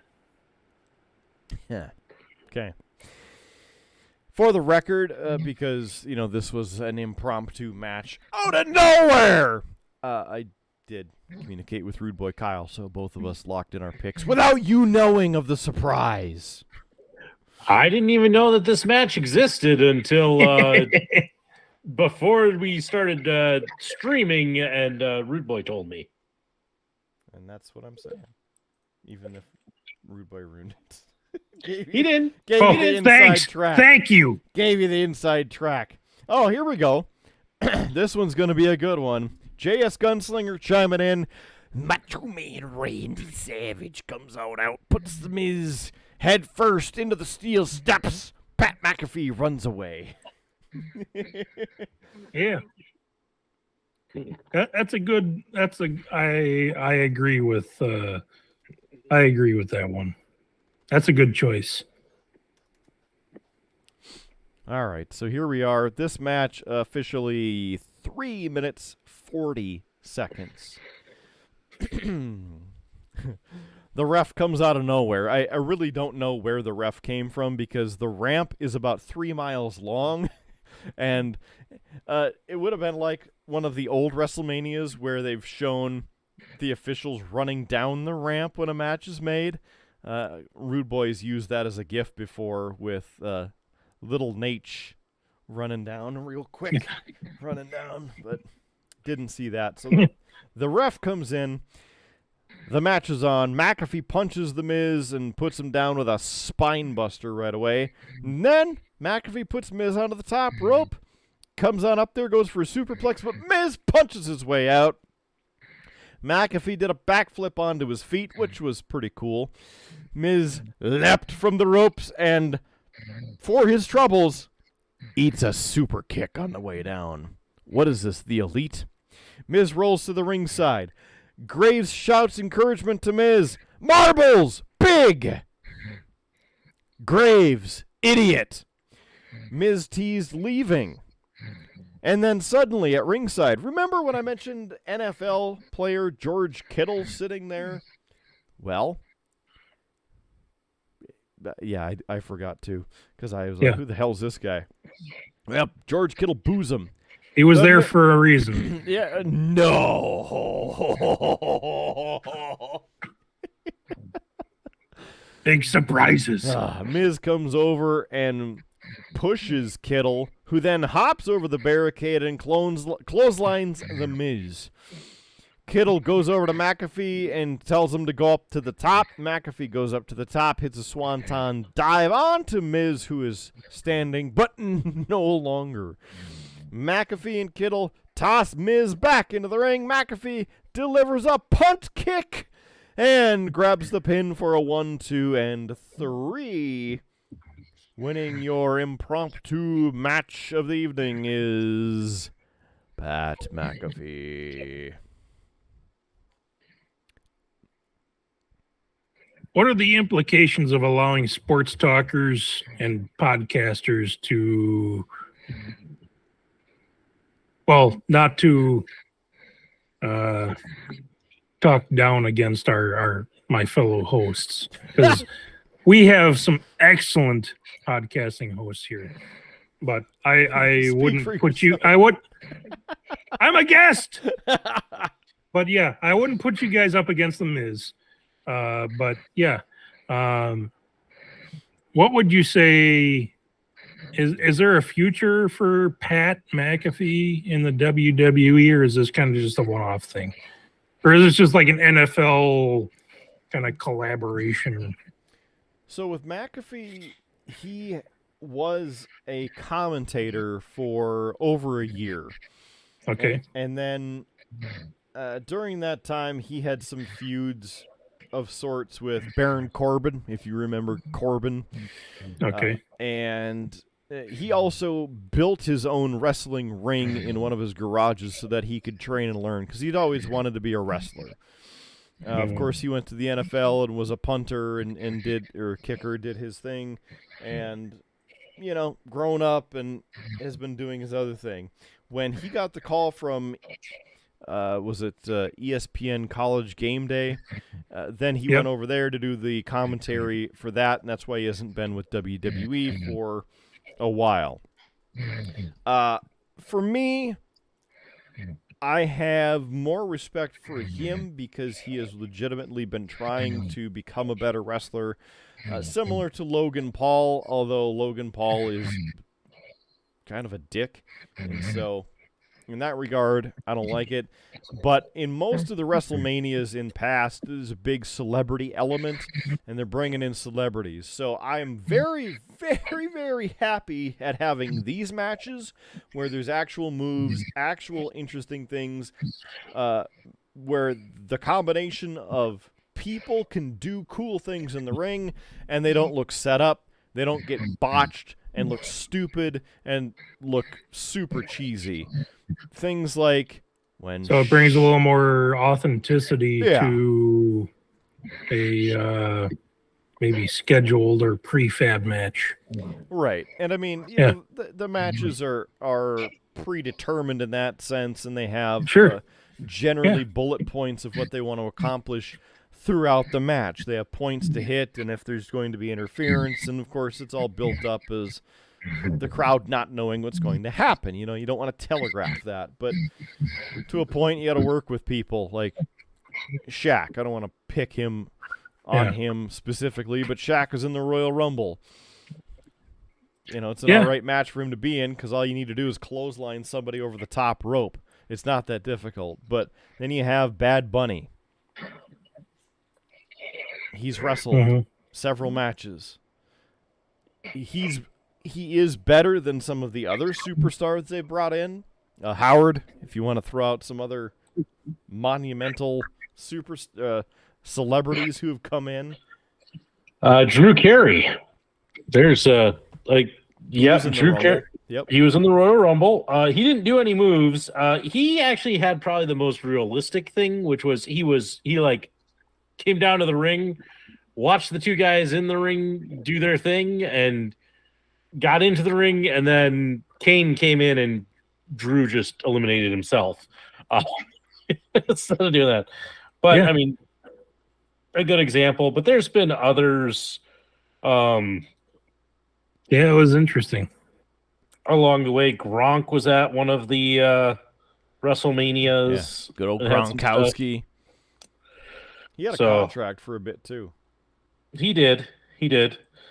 So there's been some. The stuff with Floyd Mayweather. Yes. Against the Big Show in a boxing match. Yeah. I mean, and again, he's a legitimate one, but he didn't put in any real effort. So it just kind of depends kind of who it is and how much they're willing to do and try. But there's been some pretty sloppy ones throughout the years. Mm-hmm. Yep. So cool. Well, there you go. All right. Okay. WrestleMania 40 video. Yes, next year. The 40th anniversary of WrestleMania and the 10th anniversary to me being at the grandest stage of them all. Next April, it will be in Philadelphia, PA at the Lincoln Financial Field. So, you guys want to go? All right. I'll put in for my time off as soon as I can. Yeah, right. At this point, Graves thanks Kool and the Gang for another WrestleMania theme song. There's a big preview for the lineup of tomorrow night's show. Miz and Baron Corbin were featured in an ad for a Daily Fantasy Sports Partners WrestleMania contest. Another package setting up the main event. And guess what? The main event tonight is sponsored by a tax software company. And there was a Snickers commercial, too, which featured Big E and Xavier Woods. Then Lil Uzi Vert, whom I have never heard of, was introduced and performed some terrible, brief song and was on the stage, and then the Usos theme started playing, and they made their entrance. Usos wearing white ring apparel this evening. And then KO's music played, walks out onto the stage, greets the crowd, gives them, the cheer points and all that. And then Sami Zayn's music hit. The crowd goes nuts, and they head down to the ring. Yes, that means the 8th match of the night. It's time for the main event. It's for the WWE Undisputed Tag Team Championship. The Usos, Jimmy and Jay Usos, versus Kevin Owens, KO, and Sami Zayn. This match, 24 minutes, 15 seconds. I choose KO and Sami Zayn because it is KO Mania and WrestleZania. They have the shirt. On the front it says WrestleZania with the duct tape, and on the back it says KO Mania with the duct tape. You okay over there, Darth? Yeah, I don't know why, but I decided to assemble a model, and it's fighting with me. He's that interested in the show that he's relegated himself to normal podcast activity. It's more of with all the shots and such, I'm getting a little sleepy and trying to keep myself somewhat focused. So I'm listening. He's on task. Mm-hmm. I just have to keep my hands involved with something. So Fatal's hands do the devil's work. Yeah, I chose Owens and Zayn as well. They look like a hardy matchup against their opponents, so I didn't have any prior knowledge of the matchup or going into this, so I did about 1 minute of research and chose them. So yeah.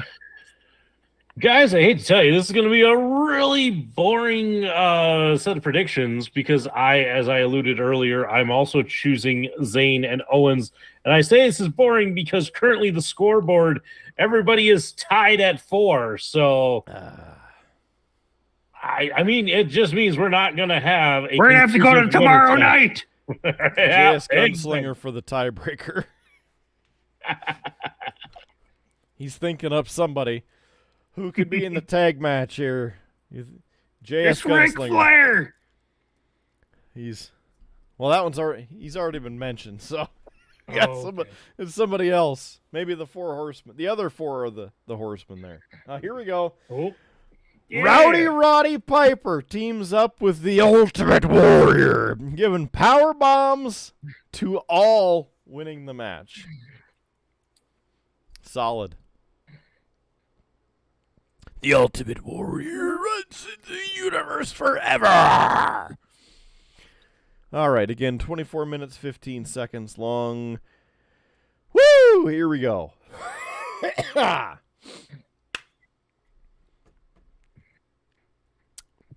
Rude Boy fell asleep. No, I didn't. So they're going back and forth. Jay and Sammy started the match. Jimmy made a blind tag and held the rope down, which caused Sami to fall down to the floor, but Jay hit Zayn with the suicide dive. Owens ran over, but then the ref goes, hey, you got to get back to your corner, even though both of the Usos are right there at the at the corner, and then having Zayn isolated. Again, what is with the officiating? I'm looking at you, Howard. So Owens ends up getting a tag and hits a top rope dive onto both Usos at ringside, which was really cool. It's awesome when Owens is flying around everywhere. So Owens throws Jay back to the ring and then goes to the apron and splashes Jimmy onto the floor. Owens goes up top and frog splashes Jimmy in the ring, gets a 2 count. There's a lot of back and forth in this match. So, to speed it up, because as Howard would say, we've been talking for a while. There's some hip attacks. There's a cannonball in the corner. A brain buster on the apron. Graves said Zayn turned on the bloodline and actually thought that he was going to beat Jimmy with an Uso splash. Yes, Zayn hit Jimmy with an Uso splash. The crowd starts singing, ole, ole, ole, ole. Jimmy tagged in before taking a blue thunder bomb. Jay blasted Zayn with a kick. There's more leaping kicks covering. It's like a super kick party! But wrong promotion for that, and thank the Lord that the Elite were not involved. Usos do hit those super kicks on Zayn and try and go for the pin, but Owens is able to break it up. We're continuing to fly down here, and, well, Usos hit Zayn with a double super kick again. Jimmy's yelling at the ref that it was a 3 count. Usos set up the 1D, but Owens pulls Jimmy to the floor. Zayn rolled Jay into a pin for a near fall. Owens slams Jimmy's head onto the Spanish broadcast table a few times because it was set up immediately following its destruction by an unnamed mascot. I was trying to think of bottle, but an energy drink, which I should have had before I started this show. So that... No! Cut that crap out! Now you're talking about a multi-trillion-dollar company who also doesn't sponsor us. Allegedly multi-trillion-dollar company. Well, hey, for all I know, because we don't know. So, at this point... When we get some bucks, it doesn't happen. We do need some money. So, by the way, please subscribe. Yes. Please hit the donate. Donate to us. You can buy us a beer. Thank you. So, Jimmy super kicked Owens, and then the Usos slammed Owens from the Spanish broadcast table through the regular commentary desk. And it looked like it hurt. Zayn stumbled as he got back to his feet. Usos hit him with the 1D, the one and done. Jimmy makes the cover, but Zayn kicks out at 2.999999999. Surprising everybody because that is the first time that anyone has ever kicked out of the 1D. As we continue along, Jay's slapping Zayn. There's more forearm and other kicks, and Cole says that it's sickening brutality, but the brutality was Rhea Ripley in the match a couple matches ago. They're rolling, and now Jay hits Zayn with the haluva kick. Oh, the audacity of that. So Jay caught Zayn before he could fall to the mat, and Jay told Sami that he should have never left the bloodline. Suddenly, Sami Zayn grabs Jimmy, hits him with an exploder suplex into the corner. Owens is struggling to pull himself up to his corner, but Zayn gets over there, tags in Owens, who hits pop-up power bombs on both of the Usos. Zayn then hits Jimmy with a haluva kick. Owens kicks Jay, gives him the stutter out of nowhere, the stutter. Owens covers Jay for a huge near fall.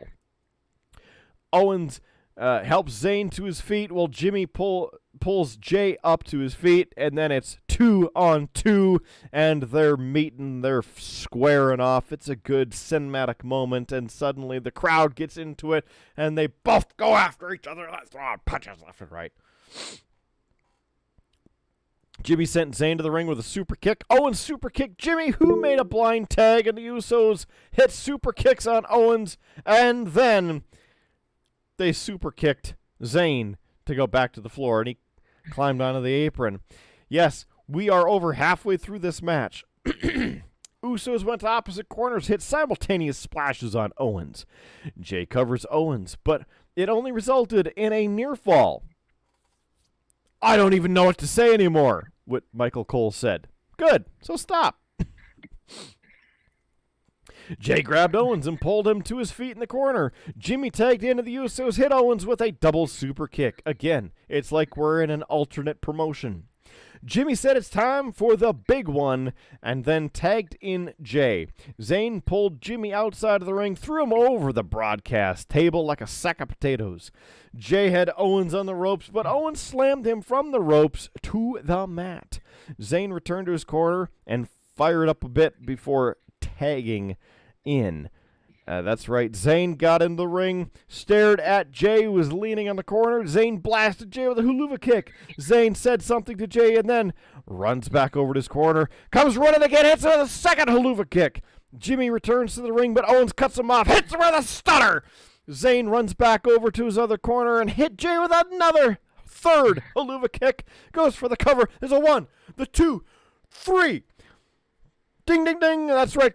Kevin Owens and Sami Zayn have defeated Jimmy and Jay, the Usos, and are your new undisputed WWE Tag Team Champions. The crowd goes nuts. Cole said it's the first time that KO and SZ have won the tag team titles together in WWE. Owens and Zayn hugged in the middle of the ring. There's footage, of course, of the finish being replayed. Owens and Zayn held up the title belts in the middle of the ring. Bunch of pyro goes firing off from the stage there. Owens and Zayn hugged, and then Cole questioned whether it's the end nearing for the bloodline, and would it be the end of an era with Roman Reigns facing Cody Rhodes, my son, on Sunday. Celebration continued while Cole wrapped up the live portion of the show. And ladies and gentlemen, that's it. Night 1 of WrestleMania in the books. Join us tomorrow night, starting at 7 p.m. Central Time for Night 2 of WrestleMania 39. All right. Well, thankfully at the end there was a video package, you know, the overall recap of the night. It has returned. Very happy. Like it. The the end of the show felt awesome. Loved it. Mm-hmm. So again, because we don't have an official scoreboard, we are each tied at 5 correct going into tomorrow night. So hey, you'll have to come back and tune in to see who ends up winning it overall. But gentlemen, any last overall thoughts about night 1 of WrestleMania? Yeah, I thought there were some entertaining parts of I mean, it was something that you got hooked in at some parts, and then there are a couple of distinctive parts that I got really kind of the biting during the Cena match, and there are a couple of referee counts that were either way too fast or way too slow, but that's wrestling. So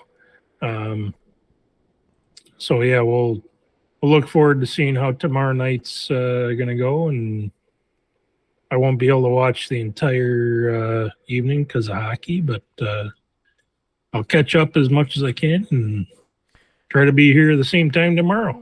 I was just gonna ask, are you gonna join us, Rude Boy? Are you gonna have night 2 on the? I will do my best. My hockey game starts at 5 and goes till 6, So I will try to capture as much content of the evening as I can, and try to be here for night 2. Well, that's good. Like I said, it starts at 7 p.m. Central Time. All right, then. You don't need to watch the kickoff show. It's 2 hours of talking about what we talk about here. Oh, yeah. But to give you that little bit of the kickoff show for the preview for tomorrow, matches include the Women's WrestleMania Showcase, the Fatal 4-Way Tag Match featuring the teams of Liv Morgan and Raquel Rodriguez, Natalya and Shotzi, Ronda Rousey and Shayna Baszler. Sorry, JS, you're one night off. The other final team, Chelsea Green and Sonya Deville. Okay, that's the first one. JS, in the comments, sliding the DMs there. Glad you enjoyed the show and that it's apparently quality entertainment. So he does like being on the show, so I suppose he's got to suck up somehow. So thanks, JS. Happy to have you. Oh, happy to have us along for the ride. Let's put it that way. All right, so that is the Fatal 4-Way Tag Team Women's match. The next match, a triple threat match for the WWE Intercontinental Championship. Gunther, your longest reigning Intercontinental Champion in WWE history, faces the wee baby Sheamus and Drew McIntyre. Next on the card, a Hell in a Cell match featuring the Rated R Superstar Edge and the Demon King Finn Balor. Also on the card, scheduled for tomorrow, a singles match between Brock Lesnar and Omos with Ballin' MVP. And then a singles match for your WWE Raw Women's Championship. Your champion Bianca Belair versus the Goddess of Tomorrow, Asuka.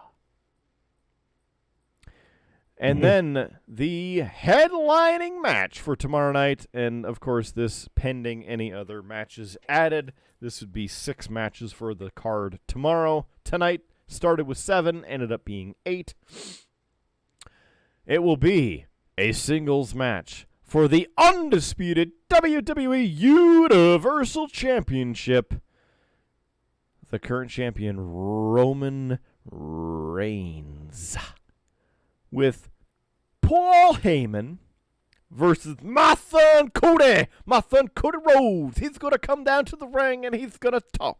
He's going to talk a little, and then he's going to win the WWE Undisputed Universal Championship. Yeah, this the take that. Can we put that down as a prediction, though? I actually Cody Rhodes. I had already predicted this after the Royal Rumble. Ooh. I threw it down. It's on the list. Howard knows. Put money on it. Money and drinks. Money. Yeah. Well, gents, we have drinks tomorrow, I guess. So yeah. Yeah. Well, gents, Kidder's been talking for quite a while, and you know what? It's late, and I got kids, and if we got to do this all over again tomorrow, it's time we wrap this show up. And the way that we traditionally do this is with cheap plugs and on these wrestling reviews, because Kidder has done the majority of the talking. It means that slightly intoxicated Howard gets to try his best to do this and not screw up. Let's see how I do. I'm laughing at you, but I'm also laughing into our DMs as JS Gunslingers is proclaiming and screaming from the cab of his truck, Ronda Rousey shall not be defeated. So there's his pick for tomorrow.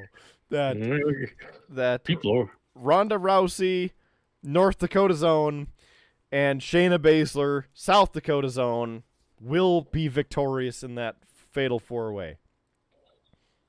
All right. Well, Go ahead. We'll see. We'll find out. You'll have to tune in. And that's right. We'll be at this again tomorrow night as we cover night 2 of WrestleMania 39.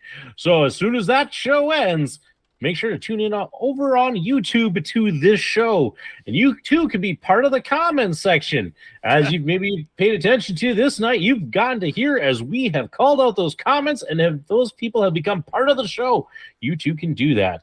And, hey, while you're over on YouTube, make sure you check out some of our other content. We got plenty.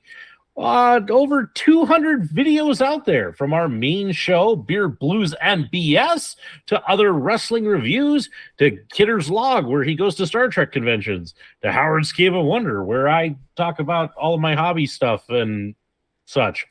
So you can check all of that out on YouTube.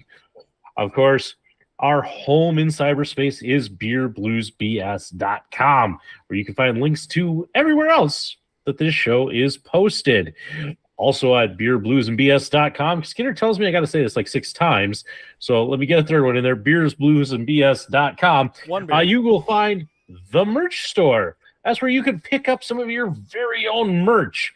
Yeah, we got some basic stuff. A t-shirt with the standard logo. Also we got Kidder's recipe for an old-fashioned, which is pretty simple. Just make sure you leave out the cherry. We also have the strange things if you're looking for like a weird gift to give that family member you just don't know what to get. Like a shower curtain with Big D's mug on it. Why? I don't know. Because we could. It's a thing. It's there and because you should. Yeah. Also at beerbluesandbs.com, if you wish to just support the show, but maybe you're on a budget. Well, you can, of course, buy us a beer. That's right. We have a very simple donation button, but it is a buy us a beer button. You can buy us 1 beer, 2 beer, 3 beers, or however many you would like. And hey, when you do that, you get a shout out here on the show. It's kind of fun. So it's another way you can support us. And of course, you can find that at beerbluesandbs.com. Is that 6 or is that only 5? Better say it again. beerbluesandbs.com. There, I made sure I got it covered. Hey, if you're not looking at our main website, you can also find us over on Facebook. Over there, that's where we post some updates. Hey, it's where you can find out things like when we're planning to go live. Might be happening some more. In fact, I'll even throw in this one. On April 7th at 9:30 p.m., we're celebrating the 2-year anniversary of Beer, Blues, and BS. And once again, we'll be streaming it live. It's the first time that the main show has ever been live. What's going to happen? We don't know. Why? Because we haven't scripted it yet. More on that to come. But you can find all sorts of updates and such on Facebook. We're also on the Instagram. I don't know anything about that. That's a Kidder thing. He's Mr. Social Media. I'm kind of an old dinosaur. In that case, you can also find us, as I said, over on the Instagram for some more content. And last but not least, if you don't like seeing our mugs, if you have maybe a road trip, and you're trying to stay out of a ditch, hey, if you have an audio podcasting service that you like, on there, you should be able to find Beer, Blues, and BS. So make sure you like, subscribe, download, and take us with you. Because it's always a good time when you're with your good brothers. I think I've hit everything. I probably missed something. Who knows? Kidder will give me notes after this. All that said, make sure to keep your glass at least half full. Kidder's apparently providing free beer tomorrow. At least that's what he says every episode. And you know what? He never delivers. And that's the shtick. And I know Howard doesn't see, but this is what your notes are coming in. It's going to be on a cardboard box and a white T-shirt. Probably on the side of a Tuscan highway somewhere. So with that, folks, have a good night. And hey, Kidder, it's the first time we can do this. Kidder, roll that beautiful outro footage. Yeah, we should probably get the hell out of here.